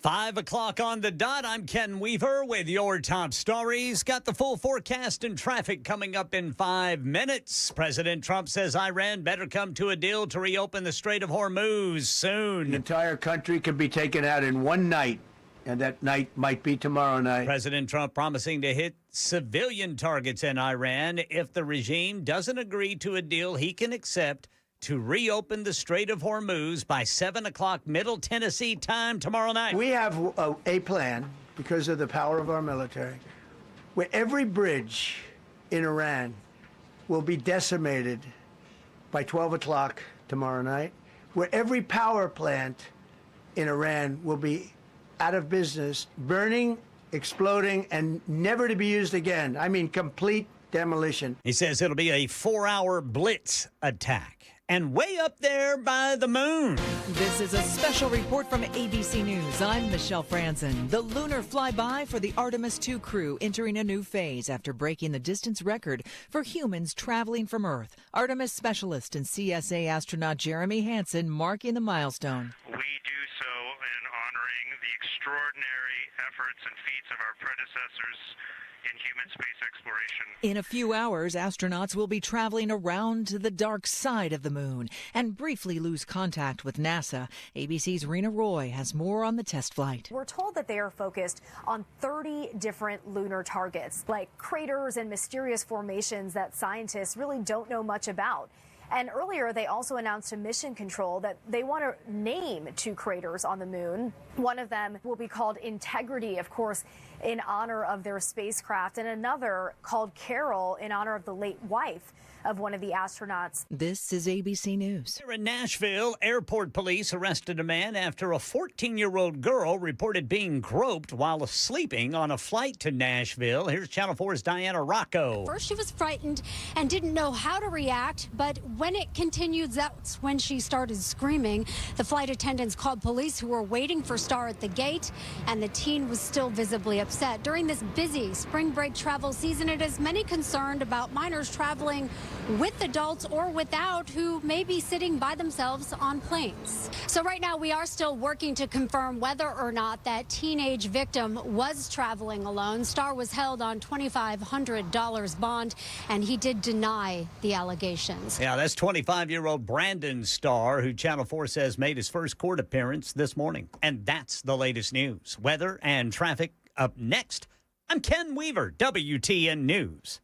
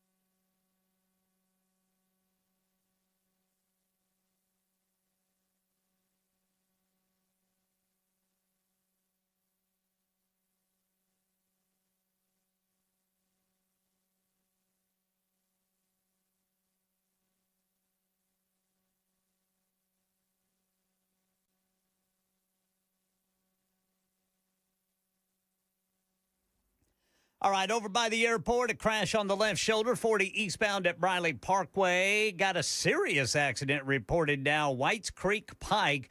It is impacting both north and southbound between West Trinity Lane and Nocturne Drive. Then an accident, this is back over by the airport, an accident on the left shoulder, 40 eastbound past Donaldson Pike. Woodbine, a crash, 440 eastbound at Nolensville Pike. And then more problems near the airport. What's going on over there by the airport? Got an accident now, Murfreesboro Pike at Dale Parkway. And then over here, South Mount Juliet Road, southbound is really backed up due to that construction at Central Pike. In fact, it's backing up both directions of South Mount Juliet Road there at Central Pike. I'm Ken Weaver.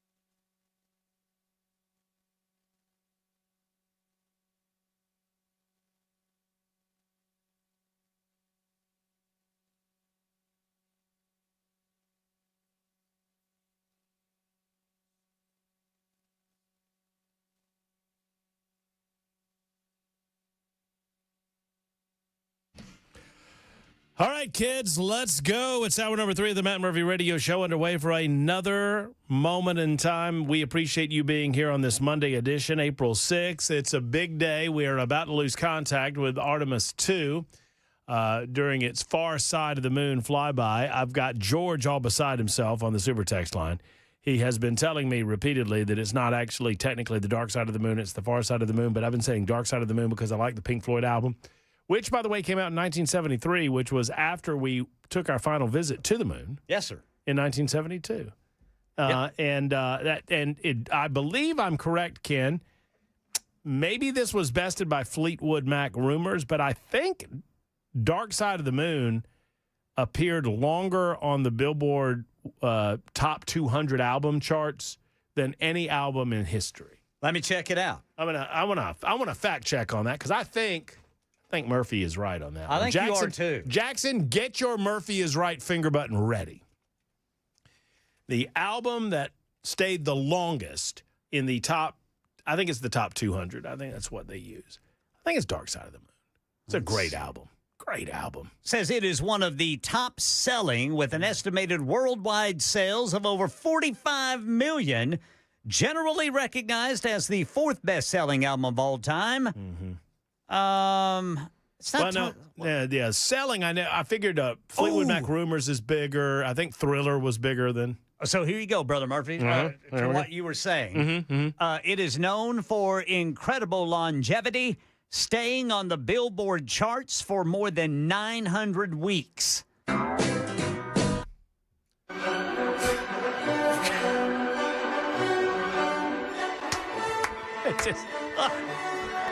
Murphy was right. I hit a button. Mistakes were made. Dan Mandis is bad.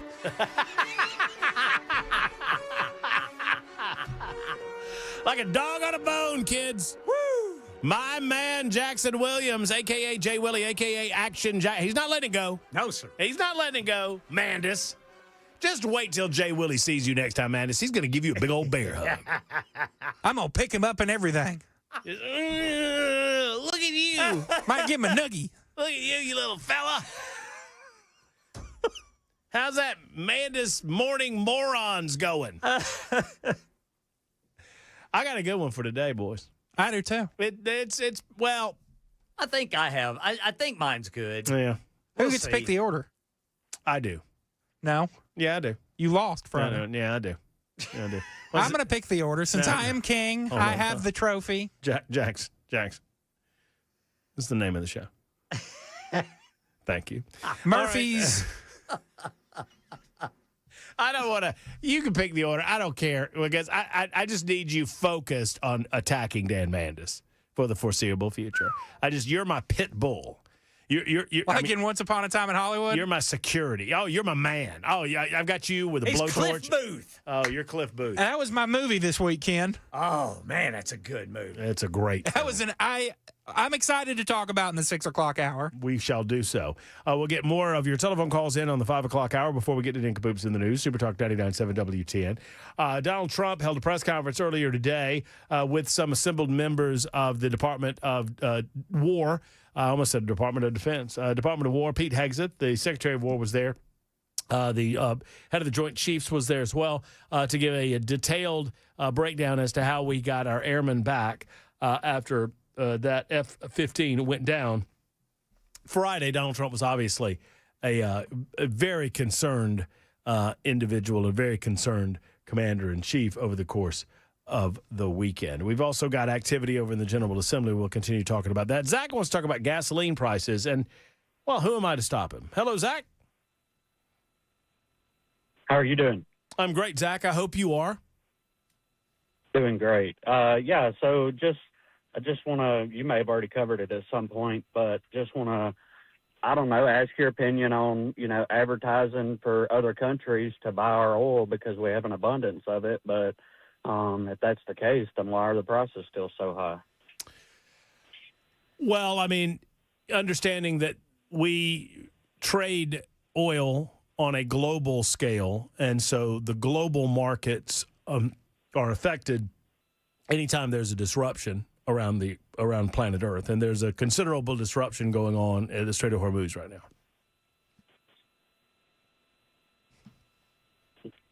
I mean, I was pausing so that we could converse about that, Zach, if you've got anything to say about it.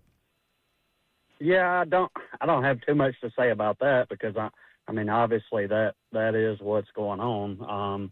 I just, it kind of takes me back to still, if we have an abundance of it, then why isn't that hitting our markets so that we can take care of what we've got going on here in the U.S.? Well, I mean, I understand that you cannot like that the supply that we have here in our hemisphere is impacted by the global supply, but it is. Oil prices are determined by the amount of, I mean, it's a basic supply and demand structure, but that structure is worldwide instead of focused here in the United States of America or more regionally. Sometimes supply and demand is structured in such a way where the supply and the demand will only impact you regionally or locally. Sometimes that's nationwide, and sometimes it's worldwide. And because every corner of the globe has a certain level of demand for oil-based product, whether that comes in the form of gasoline or plastics or whatever, because every single corner of the globe has that demand, the supply levels will impact the pricing if demand remains constant and supply levels go down. I'm not trying to nerd out on you. I'm just trying to adequately answer your question. Well, I mean, you answered it very well. I mean, I understand better now with that answer. So I greatly appreciate your time. Yeah, no, it's no problem at all, Zach. I mean, it's frustrating when we're told that we have done more to extract in the United States of America than ever in our history, that we become oil independent, or we become a net exporter. You hear that phrase a lot too. We're a net exporter. We're using less than we actually are extracting. And that's a little bit deceiving because you include like natural gas exports and that sort of thing. But, basic laws of supply and demand. And I don't want to talk down to anybody, but if there's anyone listening in Aniana, you probably need to hear this again because you've never understood it. So price is determined by either a lowered supply chain or an increased demand in the negative. In other words, if you have less supply and a constant demand, the price will go up. If you have a static supply and the demand goes up, the price will go up. on the converse, if you have an increase in supply and the demand remains constant, then you have an overabundance of production and your price will go down. Or if you have a static supply and the demand goes down, then the price will consistently go down there too. And this applies to all free market economics. What you want to try to do is you try to influence that as little as possible. Now, with gasoline, it gets infinitely more complex because it's not just about crude oil. It's about the ability to refine crude oil. Sadly, we are 30 years behind in our refining capabilities. We should be building refineries right now in the United States of America. And sadly, the garbage environmental industry and the environmental legal complex stops that from happening. So refinery capacity has impacted oil pricing and gasoline prices for a long time. And then there's a dynamic called inventory pricing when it comes into gasoline. And part of the reason why prices shoot up on supply disruption and they don't come down as quickly is because of the nature of inventory pricing. And, some people attribute that to greed on the part of the individual gasoline stations, and it's not entirely true. They have to price based on the next tanker of gasoline that they get, not this one. And so while they might have paid less for the one that is in the ground right now, they have to price based on what it's going to cost them when it comes in. That's inventory pricing. They have to restock their inventory based on the price that it's going to cost to them in the future. And so in order to recoup that so that they can afford it, they have to increase their prices. Now, some say that's shady. I understand that. It's the nature of inventory pricing in the gasoline industry. And I hope all of that didn't nerd out on you too much. Chili is next. Hey, Chili, how are you? It says Chili. Is that Just correct? fine. And yourself? Yes, sir. I'm doing great. That I inherited. Well, I love that. That's good stuff. Yes, sir. I was wanting to comment on the gas prices myself, but basically, in a nutshell, our country is making more profit at the moment off of gasoline, than the other countries where we have an abundance of inventory right now. We're self-contained according to gasoline now. At least that's what our politicians tell us. So if that's the case, they're making more profit now than ever.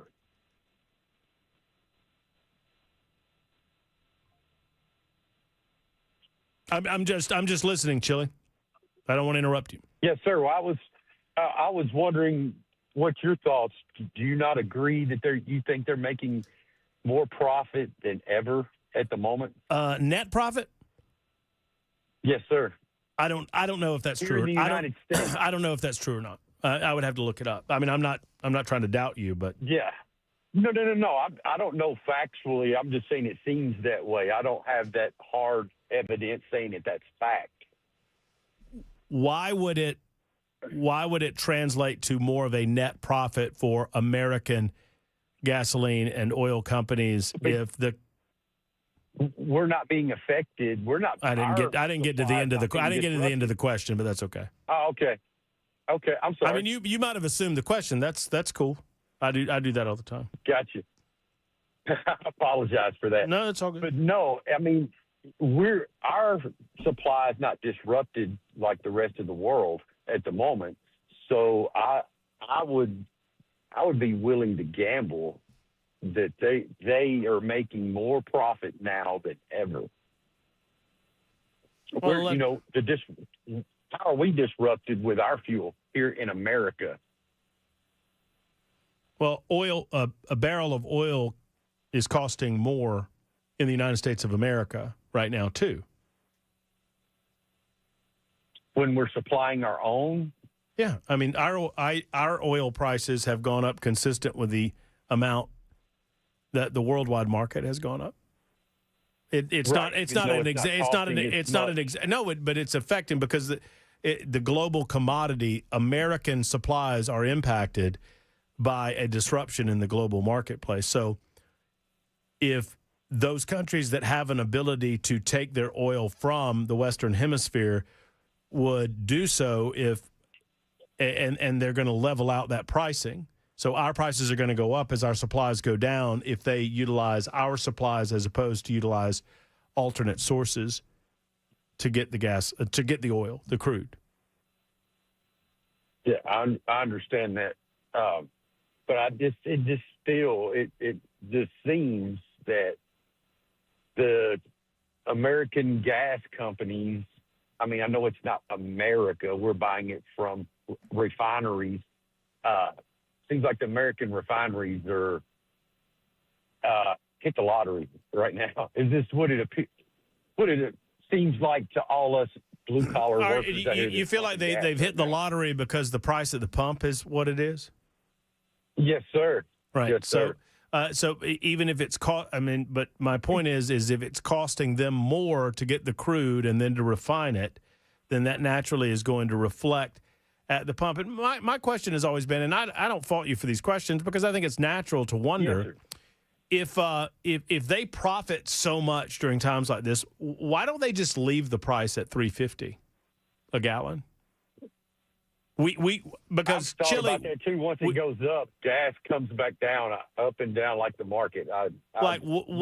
But if they can charge more and make more with impunity, and there's nothing we can do about it because we have to have gasoline, then why don't they just leave it? Why don't they just leave it at $4 a gallon? Are they regulated like financing? Like you can only make so many points? I don't know. I'm not an expert in that at all. But I mean, I'm not either. You have your guard up. Yeah. You have your guard up on the whole situation when diesel is cheaper to make than gas, but where it's used more, it's charged more. You know what I mean? I mean, that's a lower grade than gasoline. Gasoline is more pure than diesel. It's cheaper to refine, cheaper to make. Mm-hmm. But yet it's cost more because of the demand of all the big trucks. The big equipment. Moving our freight across the United States. That's right. So they charge more for that when it actually costs less than half to make that diesel than it does the gasoline. That's what I've never trusted we got to have it. I love to drive around, love my old cars, but I've never I think they're just as crooked as our government is the oil refineries. Well, they are no different than any other free market solution, right? The free market is only as good as our ability to move from provider to provider and to challenge the market with our dollar. And when government intervenes and prevents our ability to do that, and government has a role in preventing monopoly because monopoly is anti-free market. But correct. If we have the freedom of movement with our dollars, that is the check against unfettered greed within any marketplace. But we have to have the ability to move. And the market share gain is important too. And Chile, I'm glad you called. I appreciate these questions. I don't pretend to have all of the answers. I have, a basic understanding of free market economics, but I don't pretend to have the ins and outs of the oil and gas game. If someone else has an answer, by all means, 615-737-9986. It's Super Talk 99.7 WTN.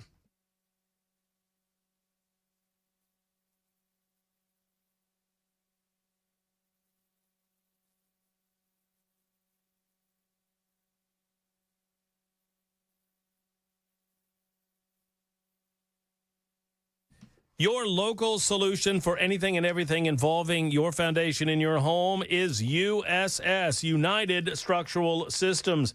Friends, you need to call USS or make a visit over to their website. I'm going to tell you what that website is in a moment. They're your local foundation and waterproofing experts. They've been serving Middle Tennessee for over 30 years, since 1994 to be precise. They have over 30,000 satisfied customers, local homeowners under their belt in terms of giving them an experience that they will not forget and one that means their foundation is secure and solid and they don't have to worry about it. Every crack, every leak tells a story. They've seen just about all of them. They engineer solutions that stand the test of time, that last.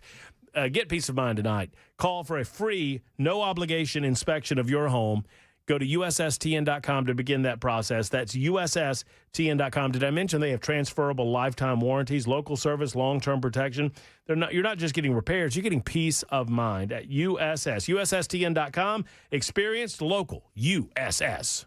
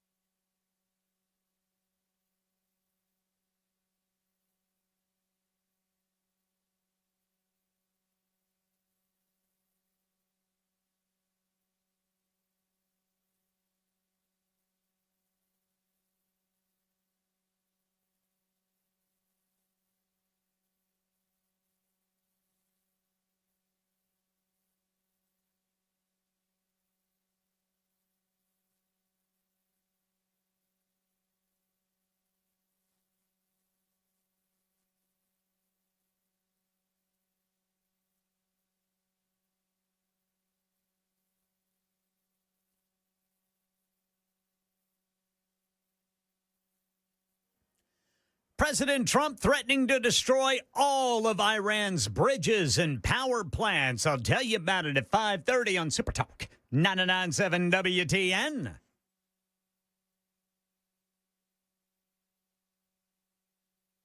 Super Talk 99.7 WTN. Matt Murphy and the Matt Murphy Radio Show. It's 29 minutes after 5 o'clock. Ninkum Poops coming up. We've got another hour to go. We've got Matt Murphy Movie Mayhem. We came up with that idea all on our own. We must be hard these days for some hosts to come up with new bit ideas. Oh, Mandis. Not going to name names, though. Damn, Mandis. Mandis in the morning. He'll steal your bits. It says on my screen, Mike, not that Mike. Hey, Mike. Hey, I actually said Mike, not from Old Hickory. Well, that's what it says. So I just wanted to make sure that there was a understanding that I'm not that Mike. Nothing against that Mike, I'm just not him.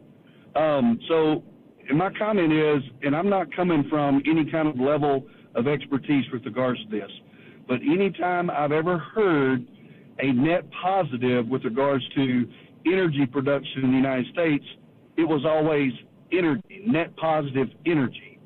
So I take that to mean natural gas, coal, oil, all the above. So maybe there's a misunderstanding that we're not net positive specifically with petroleum. So, maybe that would be the explanation for the reason why our prices are high, just like everybody else's, is because we don't necessarily produce. I don't know this to be a fact. I'm just guessing that we don't produce more petroleum than we consume. We actually would buy that, but we do produce a lot of extra natural gas, coal, et cetera, et cetera.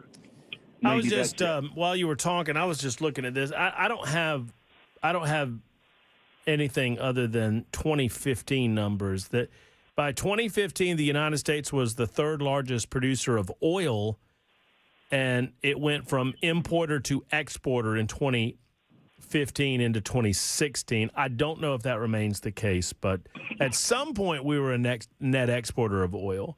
And okay, I don't know. So I don't know oil specifically. Yes, specifically to oil. I just always heard it as net positive energy. Right, right. No, I get the distinction, and it's important. It's an important one. So you guys crack me up. Thank you, I enjoy brother. listening to Thank you. I have to negotiate all that traffic going eastbound past the airport and all that mess. So you guys help. Well, be careful out there. God bless you. We appreciate you, Mike. You do be careful out there as we watch Artemis 2. Hey, look, I am so glad I'm on the radio right now and not watching trash CNN that Bill Nye, not the real science guy, is on there. Like, why do I need to hear from a fake scientist who told us the Earth is going to be burning to a crisp by 2026? What a liar. I bet Jackson grew up on Bill Nye, not the real science guy. I did. You loved him, didn't you?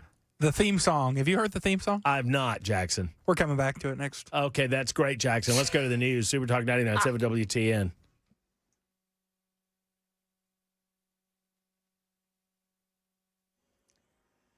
I'm Ken Weaver with your top stories. Got the full forecast and traffic in 5 minutes. Operation Epic Fury, President Trump threatening to destroy all of Iran's bridges and power plants in a 4-hour blitz attack tomorrow night if there is no deal by then to reopen the Strait of Hormuz. We get more from ABC News. National correspondent Stephen Portnoy. Shrugging off concerns about the potential of the U.S. committing war crimes by targeting civilian infrastructure, President Trump said at a White House news conference today that every bridge in Iran could be decimated by midnight tomorrow. Every power plant exploded, he said, in a matter of 4 hours. But, he says, negotiations are ongoing. We think in good faith, he said.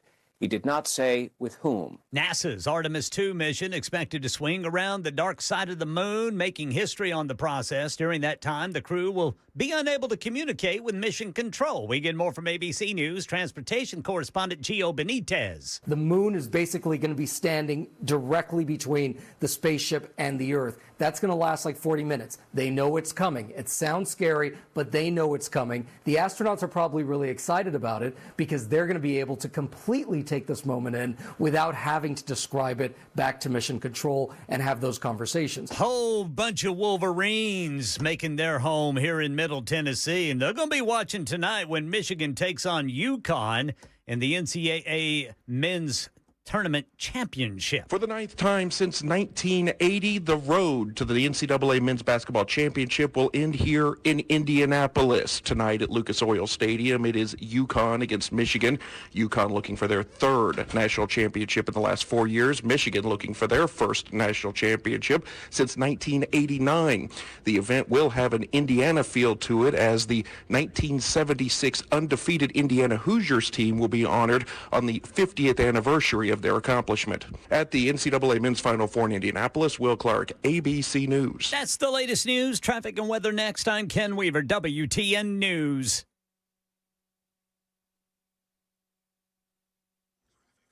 All right, showing a serious crash, Whites Creek Pike, and it's impacting both north and southbound between West Trinity Lane and Nocturne Drive.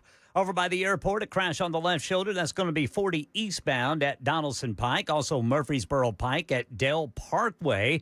B&A there, kind of a hot spot for traffic this afternoon. Then looks like Robertson County got a stalled vehicle on the right shoulder. That's impacting 24 westbound near the McMahon Hollow Road overpass. I'm Ken Weaver.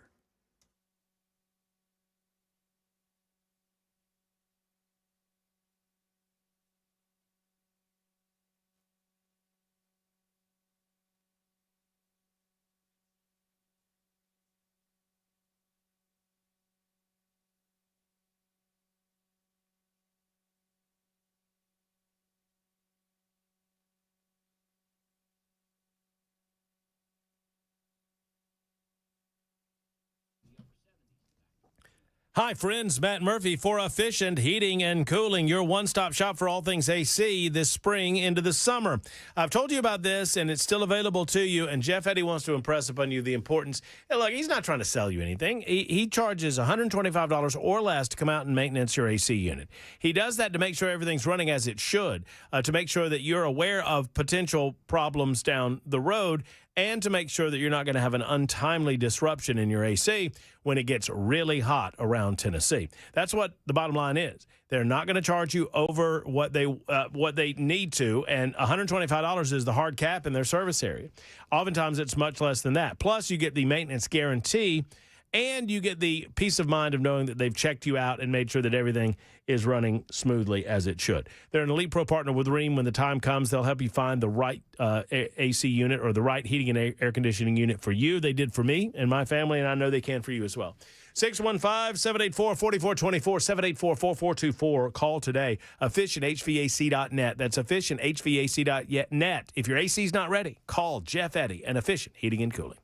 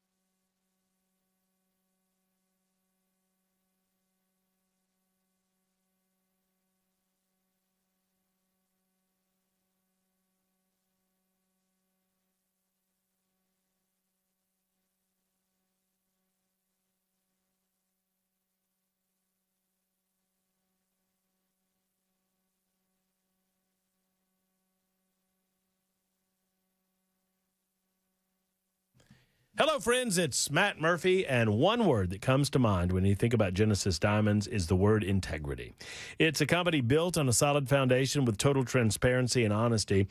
This is why they don't have any commission to salespeople. They pay their employees, not you. So they're not under any pressure to sell you anything, and you're not under any pressure to buy anything. And I love it that way at Genesis. They share with you the long-held secrets in the diamond industry, teaching you the tricks of the trade to maximize the value of your purchase. They'll even send you into the world, folks. If you want to go out and see the other guys, you'll come on back to Genesis. Another thing at Genesis Diamonds, they just don't play pricing games. Unlike other jewelers, they work on very small margins. They don't mark up or mark down prices. They offer the best value around every day. When they do have a sale, it's the real deal. It's not a phony event. When I tell you about a sale at Genesis, that is the real thing. We're lucky to have them. They're not just another big box corporate chain store. They're locally owned with international connections. They guarantee no middleman pricing on every diamond. I love them. You will love them too. You'll love the experience at Genesis. Believe me. Genesis Diamonds and pre-owned Rolex watches. Luxury indeed. Green Hills and Cool Springs. Tell them Matt Murphy sent you to Genesis.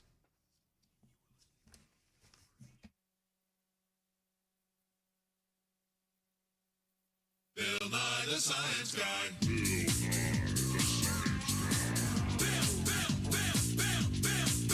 Nye the Science Guy.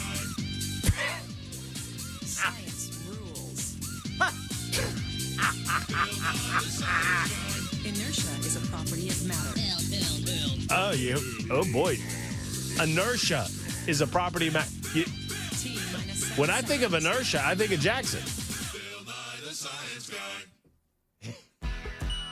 Oh, what? We're just moving on. We're moving on to the next selection. Jackson's got this in his in one of his little hot rotators on his iPhone, I'm sure. That's but that is the theme song. We watched it in class a lot when I was a kid. Did you? Because the teachers can't teach science anymore? Is that one? Probably. You know what we had? I'm just being an old fart. You know why? Because you know what we had? Ken. We had Mr. Wizard. Now, Mr. Wizard was the real deal, buddy boy. That was just the local drunk who came dressed as a wizard in a class because they didn't have TV yet. Incorrect. Mr. Wizard was on Nickelodeon, Pally. Mr. Wizard got it done. Mr. Wizard knew what he was doing, and Mr. Wizard did not suffer fools gladly. You get to it, you get to that experiment. Otherwise, you get the hose again. I don't remember any science figures growing up. Oh, you don't remember Mr. Wizard, Ken? No, I don't. Oh, boy. Yeah, I bet you'd know. I feel like you'd know him if you saw him. Mr. Wizard, I got to remember this dude's name now before we get to Ninkum Poops in the news. The original, the OG oddball news story segment on Super Talk 99.7 WTN is Ninkum Poops in the news. You know what? I'll get to Mr. Wizard. Let's just go ahead and do it. That's right. Ninkum Poops in the news. Often duplicated, never replicated. It's Ninkum Poops in the news on Super Talk 99.7 WTN. Oh, there are plenty of homages. Oh, there are plenty of wannabes. There are plenty of pretenders. But there's only one OG. And it's right here, right now on Super Talk 99.7 WTN. So get your suggestions in and get your fingers ready to vote. Because yes, sir. We present three separate Can you stories. take that crown off right now? All right. We present three separate stories, one from Weaver, one from a very, very animated, edgy Jackson Williams, and one from Matt Murphy. And then you get to vote on a daily basis. And at the end of the week, we tally up the votes and we figure out who is the Ninkum Poop winner of the week. And you get the big trophy and you get the crown. And Jackson is coveting those things because he's had them for now, I think you're in your fifth week. Hear ye, hear ye. We continue. Oh, was that it? I didn't want to. Sustained. Jackson, you declared, because you take over the show way too often for my taste, you declared that you would be selecting the batting order today. So go ahead and tell us who the order is going to be. Murphy, Weaver, Williams. Oh, well, isn't that kind of you? All right, Matt Murphy goes first. And once again, hold your votes, people. Hold your votes until you hear all the stories. Ken Weaver's back. He's probably got a good one coming out of Oklahoma like he did. I got a good one. My Ninkum Poop comes to us over the weekend from Long Beach, California. Goodness. Mm-hmm.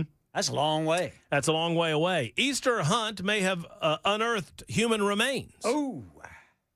A small skull feared to be human was discovered during an Easter egg hunt as children searched for treats on Sunday at a park in Long Beach, California. Now, see, the reason I thought of this story, I saw this story and I thought of my day yesterday because E and I went across the street and our wonderful neighbors, the Walkers, invited us over for Easter lunch. All right. It was very nice, and we met the entire family, and it was lovely, and we watched as the youngsters in the Walker clan engaged in an Easter egg hunt after the meal. Yeah. And it was beautiful until someone noted that some of the Easter eggs had been planted in the sewer field. Oh. And I don't know what they did about all of that. The kids look fine to me. I mean, just have at it, kids. All of that will wash off. I don't believe they found any bones, though. Police are investigating an emergency response call and raising questions about how the remains got there. The discovery was made as families gathered in the park to celebrate the holiday, with children searching for eggs in the area when an object was spotted. Authorities have not released details about the person who found the remains. Authorities are now attempting to determine whether the remains are actually human or not, how long they've been at the site, and whether or not there is a link to any crime or missing persons case.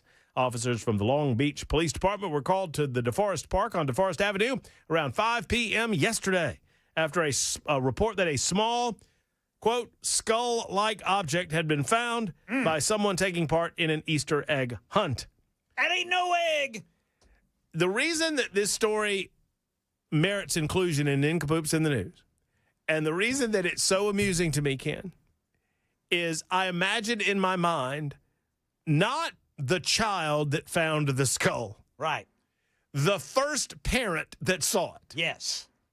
I just imagine young Joseph or young Sally coming back with their bucket full of Easter eggs, candies, and the like, full of joy and hope for the future. Yes. And they're toting it, and they're like, oh, you got a full bucket there, Joey. What do you got? Oh, look, there's a green one, and there's a blue one.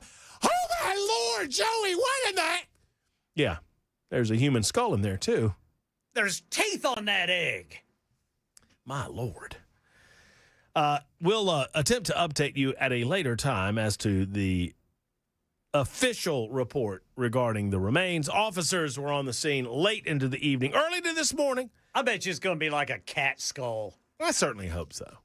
I mean, I certainly hope so. Not that I want cats dead. No, you we cat don't want people. that. No, We but don't. We're just saying. Cat versus human, we go cat every time. Right. On the Matt Murphy Show. Ken Weaver? Yes, Wait, is this a disqualification? It is not. Somebody died. Nobody died as a result. Nobody died in the telling of this story. Somebody died. Something. So you're saying that we cannot do Ninkum Poops in the news involving cemeteries anymore? I'm just kidding. Take that. You just don't. I'm on edge because Mandis is trying to steal that. We need to hold together, boys. That's right. We got to be a team. The dang morning show is attempting to swipe our bit. They're going to take all of our stories. They just want to take our stories and our stuff and just make it their own. Well, they've already got Joan. Lord. Well, they got Mandis, so that kind of balances itself out. Ken Weaver? Yes, sir. We have you, and you are a blessing to be back with us on this Monday afternoon. Well, thank you, Brother Murphy. You boys let me know if y'all already did this. No, we're letting you go today. Today's a freebie. All right, well, this is out of Fountain Inn, South Carolina. A Greenville County man arrested for indecent exposure after sunbathing alone and naked in his backyard. Nice. Laying out in the sun, even in the nude. There's nothing wrong with it, said John Sullivan while lifting weights at his Fountain Inn home. He was arrested in his backyard March 13th and charged with indecent exposure. It's a statute that actually carries some teeth. Let's say coercion statute. Indecent exposure carries up to 3 years and could land you on the sex offender registry, said Betty Ashmore, a former federal prosecutor and a Greenville County attorney.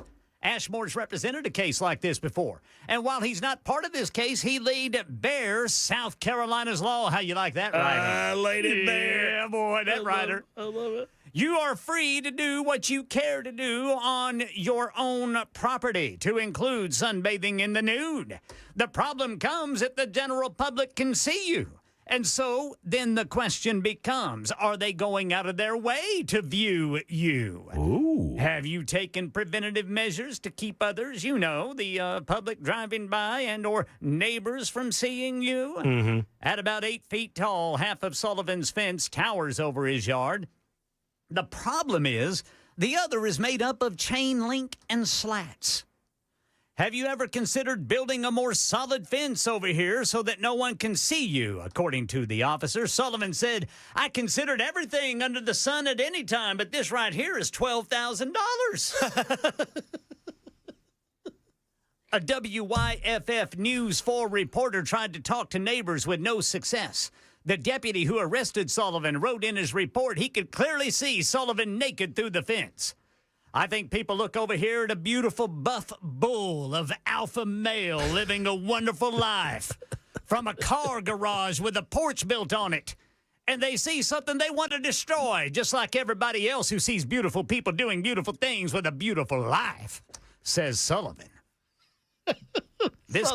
Sullivan's got quite an accent. Yeah, he's a big, beautiful, buff bull He's of alpha big male. old bull. This case, as of now, will be decided in a court of law in May. Women want me and men want to be me. They want me. I can't help it. I can't help it that I'm a golden Adonis and I need the sun. I need the vitamin D. He's a beautiful, buff bull of alpha male. Well, That kind of describes our next Ninkum Poop storyteller. Jackson? Yes. You big bull buff. Alpha male. Whatever. Yeah. Mhm. Sustained. I know. I think that one's overruled. Hear ye, hear ye. Have y'all ever wanted tomorrow's news on Ninkum Poops in the News? Oh, yeah. Tomorrow's news today? That would Tomorrow's be fun. news today. Yeah. Nashville radio feud explodes. Dan Mandis sued by Matt Murphy, now wanted by police for grand larceny over stolen segment. What began as a lighthearted on-air ribbing between Super Talk 99.7 WTN co-hosts has spiraled into a full-blown legal chaos and a police manhunt. Dan Mandis, 5'9", longtime anchor of Nashville's Morning News, is now facing a civil lawsuit from afternoon host Matt Murphy, and according to law enforcement sources... 6'2", an active arrest warrant for grand larceny. The alleged crime, Mandis stealing Murphy's signature segment, Ninkum Poops in the News, and rebranding it as Mandis's Morning Morons on the very same station. Murphy, did you write this? Whose irreverent daily roundup of dumb criminals, viral fails, and head-scratching local blunders has been a listener favorite for a full calendar year on The Murphy Show, filed suit late Monday in Davidson County Chancery Court. Court documents obtained by this reporter accuse Mandis of willful misappropriation of intellectual property, unjust enrichment, and intentional interference with contractual relations. Man, that sounds Murphy serious. is seeking damages in excess of $500,000. Yeah! Claiming the morning version has siphoned listeners' ad revenue and even a coveted in-house Ninkum Poops trophy and crown. Yes! That had become a running gag. Dan just didn't borrow the format. He hijacked the whole damn thing and slapped his name on it, Murphy told reporters. I did say that. This isn't friendly competition. This is theft. But the real bombshell came Tuesday afternoon when Metro Nashville police confirmed they have issued a warrant for Mandis' arrest on charges of grand larceny. Under Tennessee law, grand larceny applies to theft of property valued at $2,500 or more. That's fair. Station insiders say Murphy's legal team successfully argued that the Ninkum Poops in the News brand, complete with its custom sound effects, catchphrases, and loyal audience, qualifies as protected intellectual property worth far more than the statutory threshold. Radio bits aren't just jokes, they're assets, said one veteran media attorney not involved in the case. If you can trademark a taco, you can apparently trademark a daily moron roundup. Mandis, who wrapped Monday's show by debuting Mandis' Morning Morons and openly joking about his new segment stealing efforts in the station's own podcast notes. He has not been seen at the WTN studios since the warrant became public. A brief statement released through his attorney called the developments absurd and taken way too far and insisted the segment was an homage, not a heist. What? Mandis is still on the loose. And Mandis is on the run. Is my Ninkum Poop. They're not going to catch him because they don't have an accurate description. I don't. They don't. 5'9"? 5'9". They're never catching the kid. Well, this here says this. Well, it says he's 5'9". Driver's license says it's Dan Mandis, but he's only 5'4". I love it. I love it when Weaver slings the stray bullets. That's so good. All right, that's how we play Ninkum Poops in the News, fellas. And that's shots returned. Shots fired. Shots returned. Super Talk 99.7 WTN. Vote Weaver. Vote Jackson. Vote Murphy. Vote early. Vote often. 54 after the hour on Super Talk 99.7 WTN.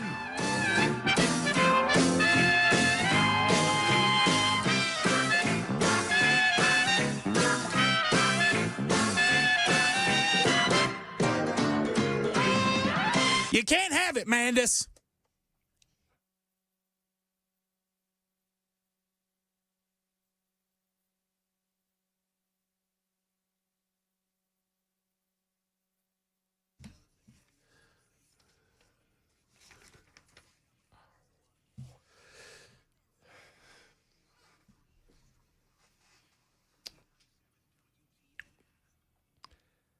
My favorite response so far has been that Mandis must have written that himself because he made himself 5'9". Spring.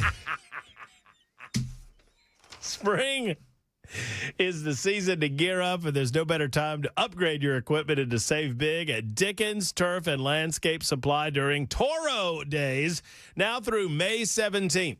We want you to take advantage of the incredible savings on Toro walk mowers, designed for big-time power, long-lasting durability, and easy operation that works just as hard as you do. I've been a Toro man myself, and I absolutely love these mowers. Whether you're landscaping professionally or a serious homeowner, Toro delivers the performance that you can count on. And when it comes to quality equipment, replacement parts, and expert advice, there's only one place to go, and that's go where the pros go. Dickens Turf and Landscape Supply, with 7 convenient Middle Tennessee locations. Count them down now: Nashville, Bellevue, Murfreesboro, Brentwood, Hendersonville, Mount Juliet, and Franklin. Help is always just a few minutes away. Stop in today or shop online at DickensSupply.com. That's DickensSupply.com. Do me a favor and tell them that Matt Murphy sent you in to Dickens Turf and Landscape Supply. Go where the pros go, to your one-stop Toro shop, Dickens Turf and Landscape Supply.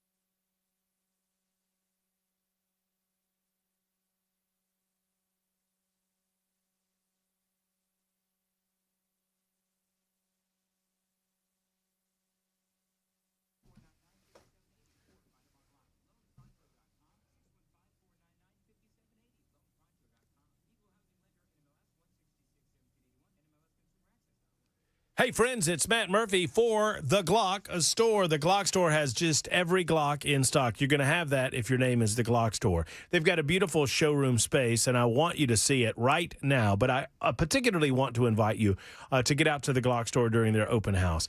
I mean, these are very, very special events. I think they're on their 4th annual. This is my 3rd open house this year. I'm very excited about it. I will be there May 30th, and I hope to see you as well. Now, you're thinking, well, Murph, that's a little ways off. We just want you to mark the date. That's how special this event truly is. They have giveaways galore. I mean, I couldn't believe the amount of giveaways they had last year. I want to say, I know they gave away 1 Glock, and I'm not sure. They might have done more than that. I mean, the giveaways runs into the tens of thousands of dollars on this day. And all you have to be is present and enjoy yourself. They'll have food trucks. They'll have music, games, prizes, raffles galore at the Glock Store. But get out there before then. See the sites at the Glock Store. Retail space. They've got the Shoot 270 lanes as well. I mean, rather rooms, never lanes. Rooms at the Shoot 270 site. You can go and find out more about that at shoot270.com. or glockstore.com, and save the date for May 30th for the one and only open house at the one and only Glock Store.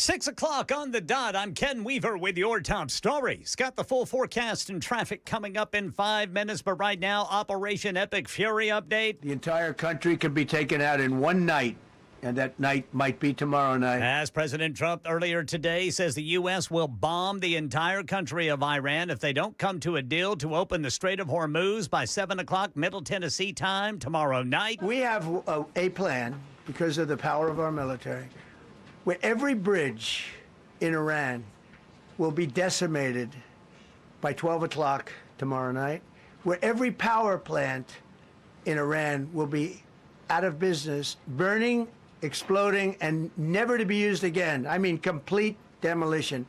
And way up there by the moon. ABC News, this is a special report from ABC News. I'm Michelle Franz, and NASA says the Artemis 2 mission is slightly ahead of schedule for its lunar flyby. The crew expected to pass by the dark side of the moon tonight and will lose communications for roughly 40 minutes. ABC's Gio Benitez says astronauts will still be able to document parts of the moon not yet seen by the human eye. They're taking these individual pictures with these high-res cameras, and what they're going to do is they're eventually going to be able to say, okay, these surfaces might make good landing spots for the 2028 missions. Because remember, this is all a test mission. The goal here is to eventually land astronauts back on the moon in 2028, preferably on the far side, because that's where you're going to have ice and water. Within the next hour, the 4 astronauts aboard the Orion spacecraft will make its closest approach to the moon and later reach their maximum distance from Earth. That after breaking the distance record set during the Apollo era for human space travel. This is ABC News. And here in Middle Tennessee, a man is accused of groping a 14-year-old girl while on a flight to Nashville. That 14-year-old victim says she was asleep on her flight when she woke up to a man touching her leg inappropriately. That's when she screamed and he was arrested. 25-year-old Brandon Starr is the man we're talking about. He was arrested Saturday night as the flight arrived at BNA and it pulled into gate C24. Starr was taken to jail for the weekend and was arraigned this morning. The girl told police she was asleep when she felt him touching her leg. At first, she was frightened and didn't know how to react, but when it continued, that's when she started screaming. That's Channel 4's Diana Rocco reporting. And the latest news, traffic and weather next. I'm Ken Weaver, WTN News.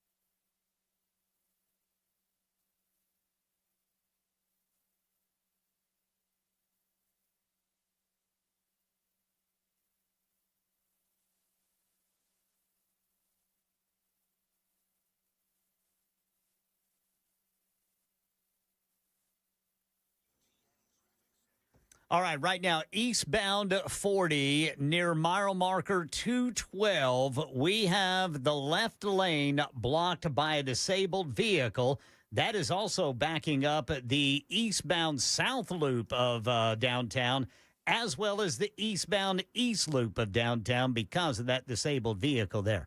Also, it's been a parking lot all day, southbound South Mount Juliet Road, due to that construction there at Central Pike in Mount Juliet. I'm Ken Weaver.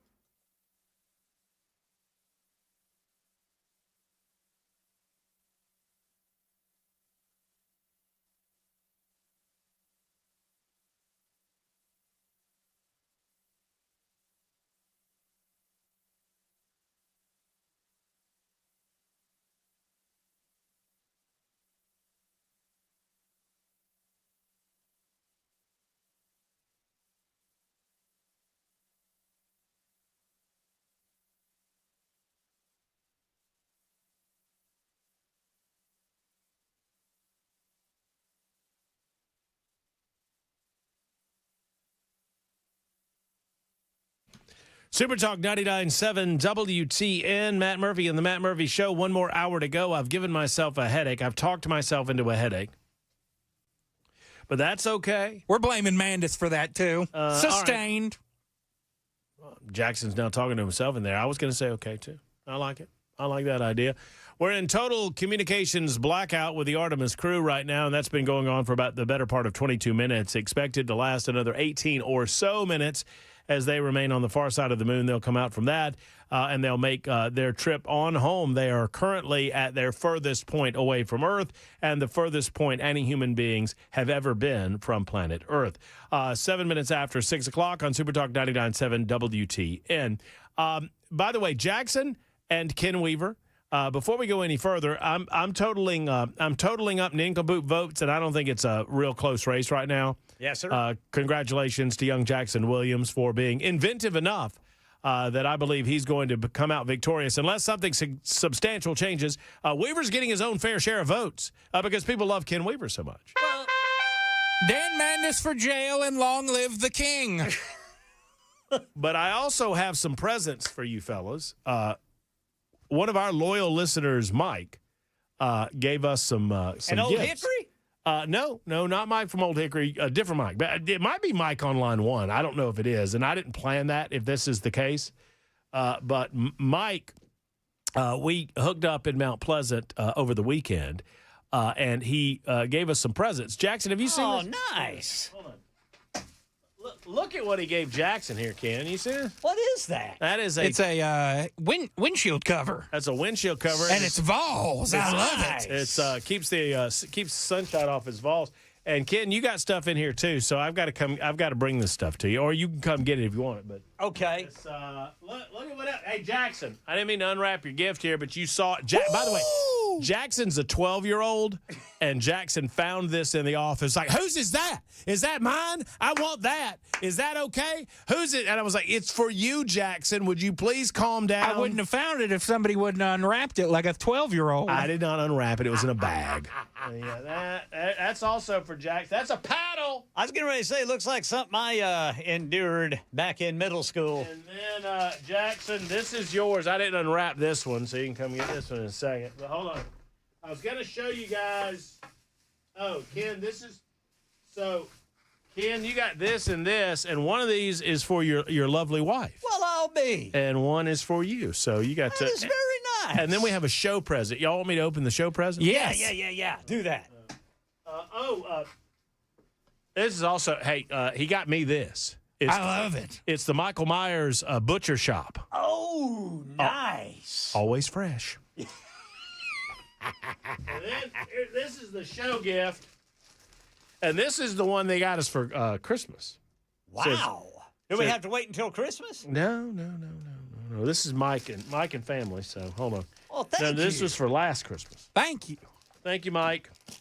And this is probably horrible radio. It's good TNTV. Well, it's okay because you can hear the rapping. It's called Nat Sound. Brother Murphy there unwrapping the present. Natty sound. Okay. Oh, I got to get out though. Hey, that looks like it might be a brick in a. It might. You never know. It might be. Look at that knife. Get out the old knife. Yeah. This is what you got coming if you ever come at me. That's right. You better not come at Brother Murphy. This is my getaway knife. Is it a switchblade? It's a you know what it is? Well, I guess it kind of is a switchblade. It's one of these here, watch this, Weaver. Yeah. It's a Benchmade. You got. Oh, I love those knives. Oh, they're good. It needs to be. This one needs to be sharpened. Yeah, you know how it goes. All right. Let's see what we got. It is. What's in the box? Holy shnikes! What is it? Well, Ken, it's a University of Georgia flag. Nice. And another University of Georgia flag. Dang. And another University of Georgia flag. And another University of Georgia flag. Well, son of a biscuit eater. I don't think that's for y'all. No. But look at this right here. Oh. Yes, sir. Oh. That's a Sooners mug. I'll take it. And then this says, oh, this is oh, look, that's fancy. That's a Georgia Bulldogs mug. Man. Jackson, I don't think you got anything in here. There's another, look, that's Oklahoma. That's a logoed Oklahoma mug. Well, I'll be. Oh, wait, Ken.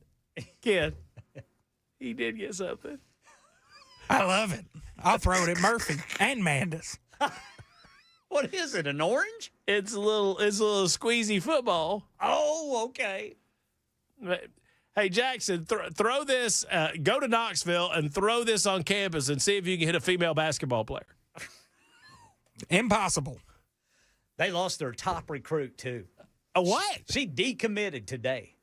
Sheesh. Number 2 in the nation. That is rough stuff. So thank you, Mike, for being so kind. You are very, very kind. We don't, yes, and sir. Please, y'all don't have to do all of that. No, sir. Please don't. But we thank you and we're appreciative. It's one of those careful battles. We're not. Y'all are so sweet to us to listen every day. Yes. To indulge us. We missed you, Ken. I mean, my goodness gracious, the audience missed you badly for your week off. But I'm glad you recharged those batteries. I did. Did you kill any woodpeckers? No, but I saw one. I don't know if you boys saw the picture I sent you. There was a red-headed woodpecker that come up on my mom and dad's bird feeder. And that woodpecker, he likes to kind of hang on to the bird feeder upside down and eat. It was very odd. Sounds like somebody hit him in the head with a brick. Gave him brain damage. I changed my ways. That's what they all say. I'm telling you, man. That's I what they never all should have say. told that story. Once a brick thrower, always a brick thrower, friends. A leopard doesn't change its spots, y'all. Just remember that. If you're woodpeckers out there in the listening audience, Weaver's got a brick with your name on it. I do. Don't you forget it. No, I'm just kidding. Well, Mike, you're very kind, and I appreciate it. Yes. I appreciate it. I don't know if this is the same Mike. Maybe. Mike in Mount Pleasant. What's going on? What's going on? Not much, man. Now, Jackson, that little football is a stress reliever because Matt makes you so stressed out. So now you got something to take care of that. There you go. Thank you, Mike. You're too kind. Y'all are more than welcome. But what else? Oh, that wrapping paper. Oh, yeah. Jackson. I forgot to tell you. 23 years old. Oh. I bought like 6 containers of wrapping paper one year whenever it was like a quarter a roll. And I've been using that paper for the last 23 years. That was a good investment, Brother Mike. Wrapping paper's old as you, Jackson. That's what he's trying to say. Yeah. Older than me. Yeah. But I need you to look at something, Mr. Burnford. Senate Bill 1958 and House Bill 1971. It's going to it's passed through the House and passed through the Senate, and it's going to Governor Lee's desk for him to sign it. And what it basically says is, any law that the state of Tennessee passes, we cannot sue them over unconstitutional, it being not constitutional. Yes, this is a piece of legislation we talked to Jack Johnson about last week, and they passed legislation in 2018 that opened up the doors to allow for more lawsuits in the state of Tennessee by citizens against the state. And I'm not saying I agree with this. I'm just offering you Jack's explanation of it. He said that they opened the door too wide and it has clogged the court system with frivolous suits that have no merit. And his explanation to me was that the people that actually have lawsuits that are worthy will still have the ability to sue the state. This just gives the AG better opportunity to get rid of the more frivolous lawsuits that are coming in against the state. Now, that's what they say, Mike. I'm not saying that they're right or wrong. I'm just telling you what they're telling us. Well, the way that it reads is that you can sue your local government, like Columbia or Mount Pleasant, something like that, but you cannot sue the state. Is the way that it's reading, if I read it correctly. So if you would you read that and see if I read it correctly? Yeah, I will. You said it's 1978. Is it Senate Bill 1978 or House Bill 1978? It's House Bill 1971 and Senate Bill 1958. 1971. Yeah, Tennessee, House Bill 1971. Tennessee Private Workplace Due Process and Warrant Protection Act. Prohibits state and local agencies. Well, no, that's Senate bill. Oh, no, I got you said it was HB 1971. I'll tell you what I'll do, Mike. I will look this up during the break so that I don't bore people by doing that, and I'll try to give you a full report here in just a moment. All righty, I deeply appreciate it. Y'all have a blessed day. Hey, Mike, thank you for everything. Mike, I did not plan talking about. I planned on talking about that in the 6 o'clock hour, and I didn't realize that Mike was on the line. But he's a very kind man. He's a good man, and it was good to see you in Mount Pleasant over the weekend, and I appreciate everything that you do for the show. 18 after the hour on Super Talk 99.7 WTN. We'll try to research that. We got Movie Mayhem coming up. We're on the dark side of the moon, or the far side of the moon, I should say, continuing communication blackout. They are now at the closest point that they will get to the moon as they slingshot around the moon and get back here to Earth. 615-737-9986. Your call's coming up on Super Talk 99.7 WTN.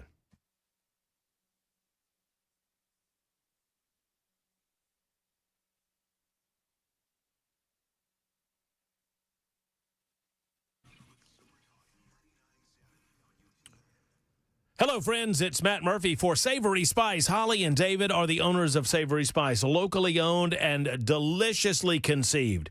When you walk into Savory Spice, you're going to understand what I've been talking about. They have every spice imaginable in their shop, so you can restock those cupboards. They've got all manner of blends, almost too many to count, too many to consider. I'm talking about local seasoning blends that they do right in their shop, can be found at Savory Spice. You will not find these blends anywhere else, these seasonings anywhere else, except for Savory Spice. And of course, they've got the old standards that you know and you love, and they've got everything imaginable for every palate imaginable within your home. You up your food game by upping your spice game. You up your spice game at Savory Spice. Now, let's talk about gift giving. If you have someone in your life that really likes to work around the kitchen, they like to bake, or they just like to cook generally, you need to get to Savory Spice to shop for them. They have a gift giving idea that will actually mean something to the cook in your life at Savory Spice. They're conveniently located in Franklin, just off the square next to Grace Pharmacy. When you walk in, you'll smell the delicious aroma of all of the spices that have come before thee, because you can sample, you can throw it right on the floor, and they'll take care of it later. It just adds to the aroma of the shop that is Savory Spice. Up that food game by upping the spice game. Get over to Savory Spice in Franklin.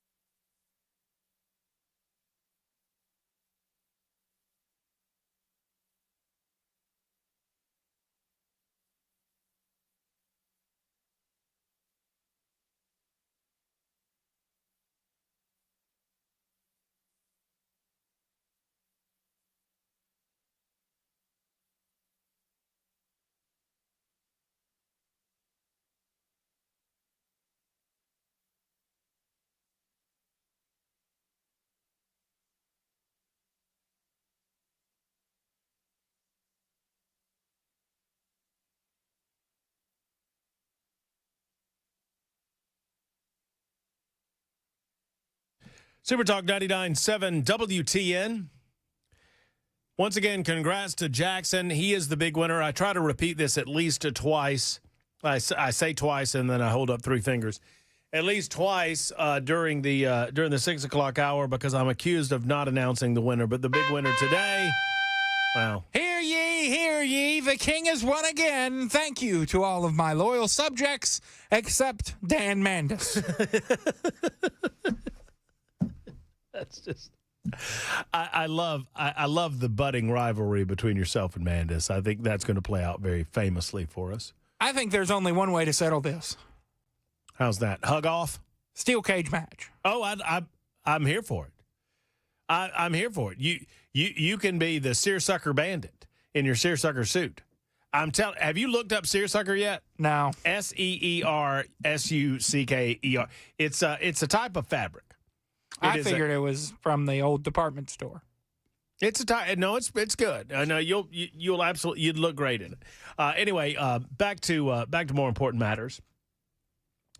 I'm still working on 1971. I haven't forgotten about you, Mike, and I'll get to that. 1978. No, it's 1970. No, I thought 1978. It's 1971. I got it. I'm on it. It's confusing because there's a Senate bill designation and a House bill designation, but I'm working on that, and I'm going to figure. We talked briefly with Senator Jack Johnson about it last week, and Jack says that it is just kind of writing something that went too far. That in 2018. The process was opened for more people to have a better ability to sue the state, and that it opened wide enough that, unfortunately, it's clogging the judicial system with frivolous lawsuits that have no merit and are truly going nowhere, but they kind of have to be seen and they have to be heard. I'm fine with that. I mean, I think I would much prefer that we just revert to a loser pays. If you have a loser pay system in the civil courts, no matter who you're suing, then that's going to prevent frivolous lawsuits in and of itself, right? 9988 says, I don't know what a seer is, but oh, come on, 9798. You're better. 9988, you're better than that. Y'all know what seersucker is. In the meantime, speaking of suckers, if you are a Democrat, I would consider you a sucker, and it's the 2020 Democratic primaries all over again. Progressives are trying to one-up each other, increasingly outlandish fiscal proposals. That's fiscal proposals. One of the worst ideas that has now come back into fashion that was originally floated in 2020 is a direct tax on household wealth. The Democrats, they love getting more and more outrageous, more and more outlandish, and they love presenting ideas that simply are not consistent with the values of the American people, and they've done so again. The same characters. How old is Bernie? Bernie Sanders has to be getting close to 90 years old. The same cast of characters, they're back with their old wealth redistribution tactics. Senator Bernie Sanders got the ball rolling, outlining a 5% annual tax on all billionaire net worth. Not to be outdone, Senator Elizabeth Warren, rich Democrat, Massachusetts, is more ambitious. That's right. Elizabeth Warren was not worth nearly the amount of money that she's worth now. And somehow, Senator Bernie Sanders and Senator Elizabeth Warren have made it themselves into multimillionaires on a senator's salary. Now, relatively speaking, a senator's salary, especially considering the amount of expenditures they have, is a, relatively speaking, modest salary. I mean, it's just over $200,000 a year that are thereabouts. I'm thinking about this tax proposal because I just did my taxes. Jackson, do you do your taxes? You let your mom and dad do your taxes? I just did. Let me squirrel myself. Squirrel! I did my taxes last night. And outside of a little, few stocks and bonds or whatever, there's a few investments that you have to concern yourself with. For years, we did our taxes with a CPA firm in Birmingham that Erica worked with at one point. And for the first time in forever, I did my taxes myself. It took me 42 minutes to do my taxes. And I paid too much. I would encourage you to use the proper language when you refer to this. I'm receiving overpayment back that I sent to the federal government. So I pay forward what I believe I shall owe, and I overpaid through withholding and other things. So because I paid too much, don't call it a refund. That is, it's an overpayment refund. I mean, I guess you could call it that way. They just call it an overpayment. Anyway, it was surprisingly easy to do, and I won't say the name brand of the company that I used, but it was a surprisingly easy process. And I thought about going to a couple of different places, and I decided, you know what, I'll just do it myself. I can do this myself, and it was insanely easy. Anyway, would be really easy if Bernie Sanders or Elizabeth Warren had anything to do with it, because they're outlining a proposal now. Is Senator Warren, her plan is to tax all household wealth above $50 million at 2% each year, with a 1% surtax on fortunes over $1 billion. Both senators say that they would use the proceeds not to trim the gaping deficit or the federal debt, but on a laundry list of new entitlement programs. I will detail Elizabeth Warren's wealth tax to you coming up in a moment. It is a fascinating look into how socialism works, where they go to where the money is and they squeeze maximum, they squeeze as hard as they possibly can to wring that sponge dry as best they can, and then they move on to the next sponge, not concerning themselves with how those sponges got wet in the first place, how they got loaded in the first place. It is 6:30 on Super Talk 99.7 WTN.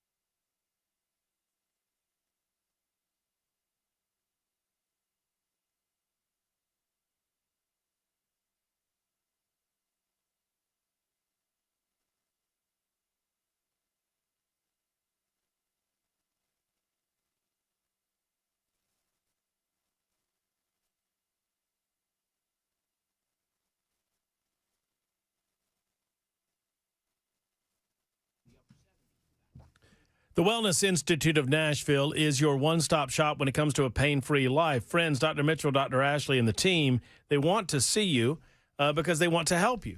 If you're worried about pain, if you're concerned about where it hurts and you're covering it up with, pills, and I don't blame you. I mean, when you're in pain, you want to take pain relievers. That's what pain relievers are there for. But that is covering up the issue at the heart of the pain. And if I told you could get to the bottom of it at the Wellness Institute through hydrowave technology and therapy, through E-stim, through spinal decompression, you would do this, right? Because you're getting to the root cause and you're eliminating the root cause of pain, so you don't have to take the cover-up pills. You don't have to take the shots that block the pain, and you don't have to consider surgery. That's what it's all about. This can be incredibly debilitating, but the Wellness Institute of Nashville, they offer life-changing solutions for you or your family member that finds themselves in a lot of pain. Start a pain-free life today with a telephone call to the Wellness Institute, 615-246-5009, 615-246-5009, or online at painisbad.com, painisbad.com. My name is Matt Murphy, and the Wellness Institute of Nashville has my seal of approval.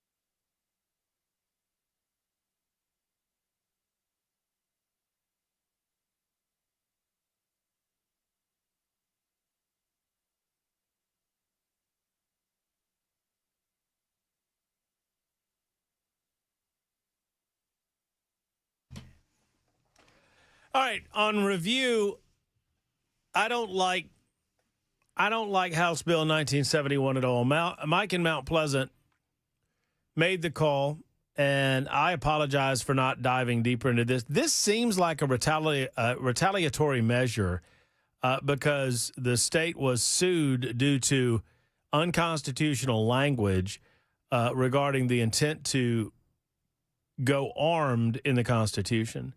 And they were sued, and the state lost to that lawsuit. This is what it seems to me. And if any lawmakers are currently listening to this radio show that want to disabuse me of this notion, then by all means, 615-737-9986. I admit that I've had a blind spot on the speech of legislation, and I don't mind admitting that. I can't keep up with everything, and I don't pretend to, but I should have seen this one a little bit sooner. It has already passed the House and the Senate. It goes to the governor's desk for his signature, I suppose, and it would make it more difficult to sue the state on constitutional issues or constitutional boundaries. I don't like that at all. It feels like a cover-up. I mean, and I spoke to Jack. Well, we had a caller that asked us to speak to him about it, and I spoke to Jack Johnson about that last week, and he said, well, we passed legislation in 2018 that made it easier to sue the state, made it easier to challenge these constitutional provisions, and we just feel like we went too far, and these are frivolous lawsuits. Well, the one about What annoys me, and I'm willing to be talked down from this rant, but what annoys me is they haven't fixed the constitutional problem that exists regarding gun ownership. So you've had the legislature had the time to pass this legislation, which I would look at as a direct response to the constitutional challenge on this intent to go armed provision in the Tennessee Constitution, which forces an affirmative defense regarding your gun ownership rights, which you should never be put in that position in the state of Tennessee, not in a state that believes in constitutional carry. Well, that got challenged in court, and the state lost that challenge. The courts determined that, yes, this was infuriatingly vague regarding what is and is not permissible in terms of your ability to keep and carry and bear arms. But they haven't fixed that problem. It's my understanding that they didn't get it out of committee. They didn't get any of this legislation out of committee. So you can't get that done, but you can get this new bill passed that's going to strengthen the ability for the state to tell the average Joe citizen to go pound sand when they challenge the constitutionality of certain rules and regulations that are passed by the state. No, I don't like that at all. They haven't fixed the gun law yet, but they sure had time to figure out a way to prevent any of us from fighting them on other constitutional stuff. Y'all understand why that's a little annoying? It's annoying the hell out of me.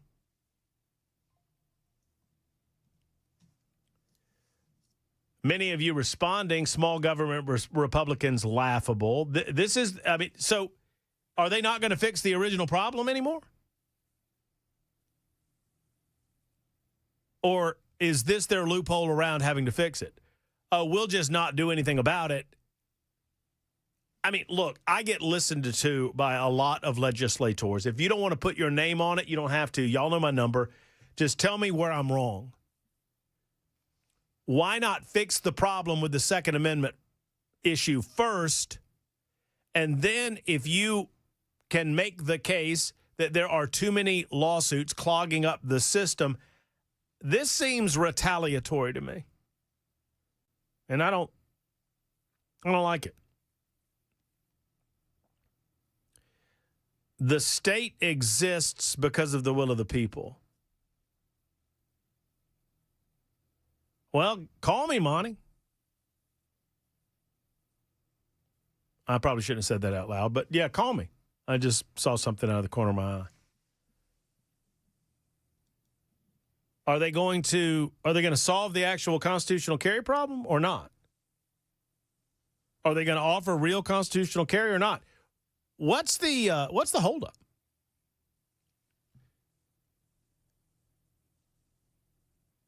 I don't understand why you would vote for something that would limit the people's ability to challenge the constitutionality of things passed in the General Assembly, except that you want to take power away from we the people. And if I challenge the constitutionality of something, it can easily be thrown out in court if it is frivolous, like frivolous lawsuits are thrown out in court every day. There seem to be other ways of doing this. Now, I've not read the specific language. But here's what I do know. They dealt with this part of it. They want to stop the next guy before they solve the problem that the first guy pointed out. Y'all with me?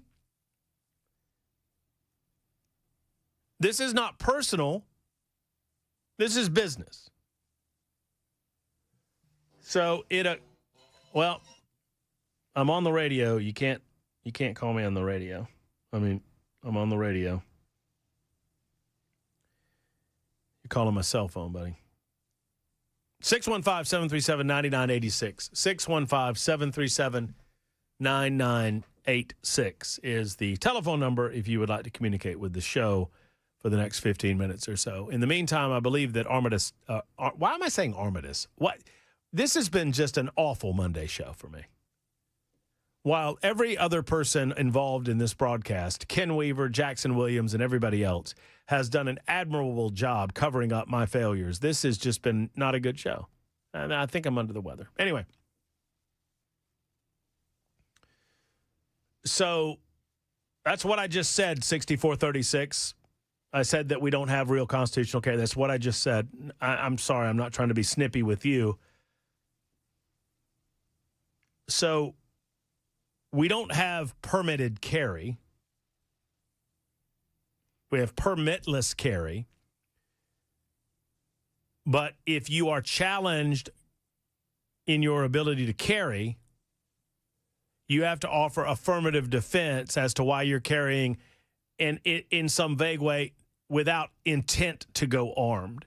And it doesn't make any sense to anybody that reads it. And that was challenged in a court, and the people that challenged the state on this won that challenge. So the state has to go and fix it, and the state hasn't fixed it. Yet instead of spending time fixing the problem that was exposed by we the people, they're worried more about making sure that no one else can expose their problems. Y'all with me so far? Mark is next, I believe. Hey, Mark, how are you? How's it going? I'm well, thank you. This is a little bit off topic, but it deals with what the state government is doing.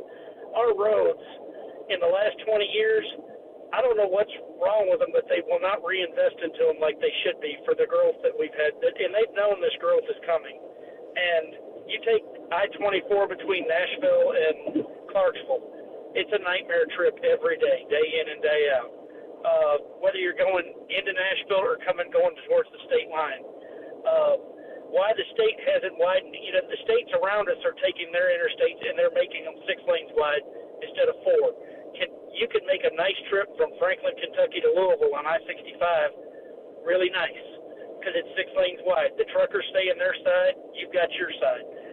When you're in Tennessee, it's a nightmare. I-40 is a nightmare because even when you're in the rural part of the state, the interstate should be 6 lanes wide, and I don't understand why that you don't hear nobody talking about that. And next time you get a politician on there, I would really like it if you could ask them what their plan is for the road, because we used to have the best roads in the country, and now we don't. And I don't understand. I mean, it's like they just don't want to tackle that problem. I mean, they had a good idea with the gas tax. What is the gas tax? The gas tax is there to invest in our roads. Well, I mean, what do you when you say they had a good idea with the gas tax? What do you mean? Lamar Alexander in the 1980s started the gas tax to put into our infrastructure of our road system. Right. Okay. And through the next 20 years, we grew our roads. We really worked on our infrastructure of the state, and it's part of the reason why the state has prospered so well. But starting about 2020, about the time Sunquist come into power, they stopped. They don't do near what they should be. They know what the projections are with the growth. Okay.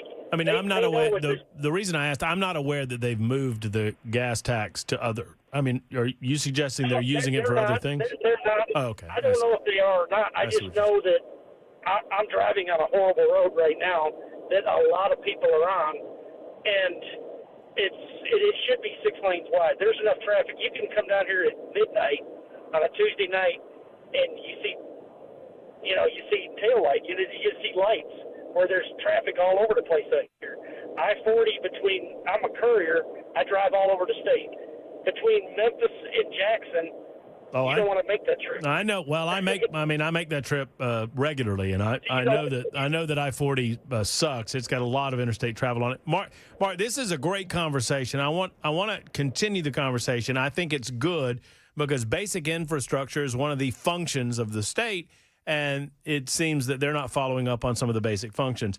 Representative Monty Fritz has joined us on the show, and I'm glad he did because perhaps he can help fill in some of these gaps that I have in my understanding of what's going on. Monty, thanks for stopping by. Hey, man, I'm sorry I dialed the wrong number. I just got in my car after a session headed to an event. So I caught the tail end of what you were saying. House Bill 1971, which was the piece of legislation that denies the people the ability to seek an opinion on the constitutionality of any state statute is crazy. I was opposed to that. I couldn't believe it passed. Why is this? Is my gut instinct correct that this is passing because of the embarrassment that the state went through regarding the constitutional carry and the language, affirmative defense, and all that? I think it's a couple things, Matt. I think that's part of it. I think they were embarrassed by the Hughes v. Lee lawsuit, which we have not rectified yet. I've got a bill ready to go. I just asked the House chairman today, let me hear that this week. Senator Gardenhire rolled all the good gun bills to 2027. That was a procedural move just to silence the voice of the lawful gun owners again in Tennessee, I think. I think it was very well coordinated between the governor's offices and leadership, and that's a shameful thing. So we've asked. We did a press conference last week. Let's hear that bill. I've got a bill that will restore us, if not to full constitutional carry, right next to it, because it deals with gun-free zones. It deals with campus carry, and it deals with that ridiculous intent to go armed that has been in statute for a long time. And we're just, not just I, but many Tennesseans are demanding, hear the doggone bills. Get them in front of the committee. Stop playing these silly games with our Second Amendment rights. Our Second Amendment rights are not second-class rights. We in government have our first responsibility is, I think, captured in the Declaration of Independence, that to secure these rights, governments are instituted among men, Amen. deriving their just powers from the consent of the governed. Amen. And we're forgetting that. We're thinking we're playing. I'll get really preachy for just a minute. This fires me up. This is one of the topics that made me run for office, really. We hold these truths to be self-evident that we've been endowed by our Creator with certain unalienable rights. And so when government decides they're going to play, well, you can exercise this one, but you can't. Government is playing God, and we need to stop playing God in Tennessee. Is there any – what is the I mean, Jack Johnson was here last week, and I like Jack, for what it's worth, but so this isn't personal, but he said that there are way too many frivolous lawsuits that were a result of opening up the door in 2018. He said that the laws were – I mean, are you aware of a clog of frivolous lawsuits challenging the constitutionality of legislation? I am not, but I am fully aware of Article 1, Section 17 of the Tennessee Constitution that says our access to the courts should not be denied, and that we have a right to sue the government. And we went counter to that, I think, last week in this ridiculous House Bill 1971, and I think the Senate counterpart was 1958. What was your bill that you would describe as constitutional carry adjacent? I think that's the way that you kind of. Well, I've got a couple. 1737 will take care of the intent to go armed in the carrying parks, and then I'm driving, so I think it's 2514 is the bill that would include campus carry, which we had Young Americans for Liberty 3 weeks in a row come to testify and didn't get a chance to testify. We had National Association of Gun Rights here, of course, Tennessee Firearms Association, and I will tell you, many of these people that have been fighting for gun rights, I have. This is my fourth year doing this, and my frustration is like nose hole high, because it seems like we look for an excuse to delay the hearing of the gun bill till the end of the session, and then some silly procedural move by leadership on one side or the other. And then you quote-unquote run out of time. Yeah, I'm sick of it. I think Tennessee's sick of it. I think so too, Monty. Let's get you on the show, if not this week, very, very soon, because I want to continue this conversation. This smells to high heaven, and it needs to be challenged, in my opinion. And we're going to do our best to do it. I'm sorry I'm late to the party. I'm late to the party on 1971. I feel like I am anyway, but I'm here now. Thank you for letting me call in, man. Yes, sir. 100%. You do too. There's Monty Fritz. He's representing the people of the great state of Tennessee, and also running for governor for those who are interested in checking him out. It's 53 after the hour on Super Talk.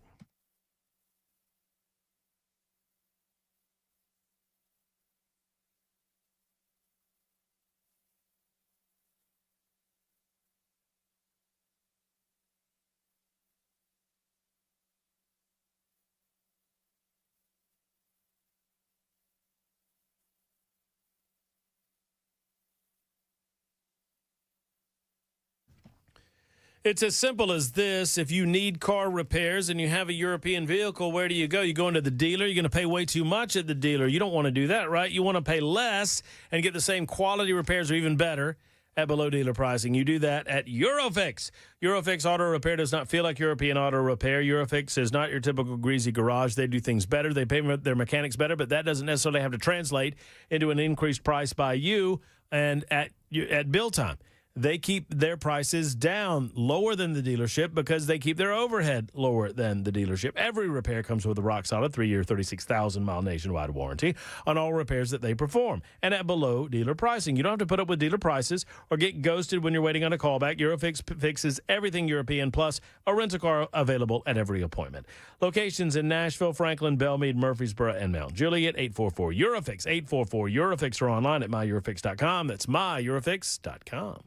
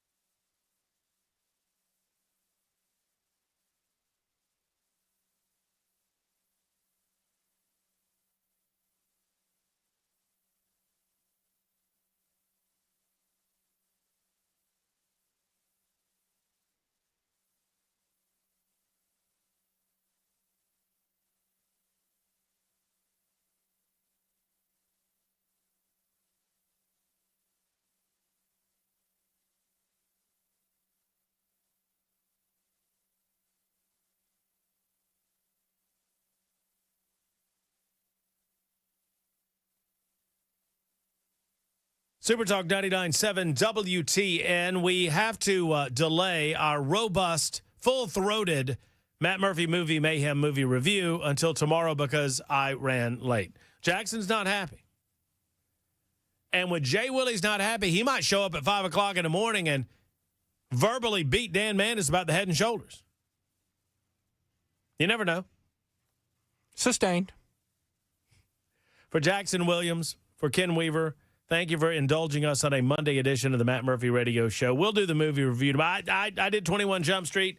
Jackson did Once Upon a Time in Hollywood. Great films both. One better than others. We'll crank it back up at 3 o'clock tomorrow, Tuesday, my Thursday, on Super Talk 99.7 WTN. Until next time, Matt Murphy speaking and saying, hug your loved ones. So long, everybody.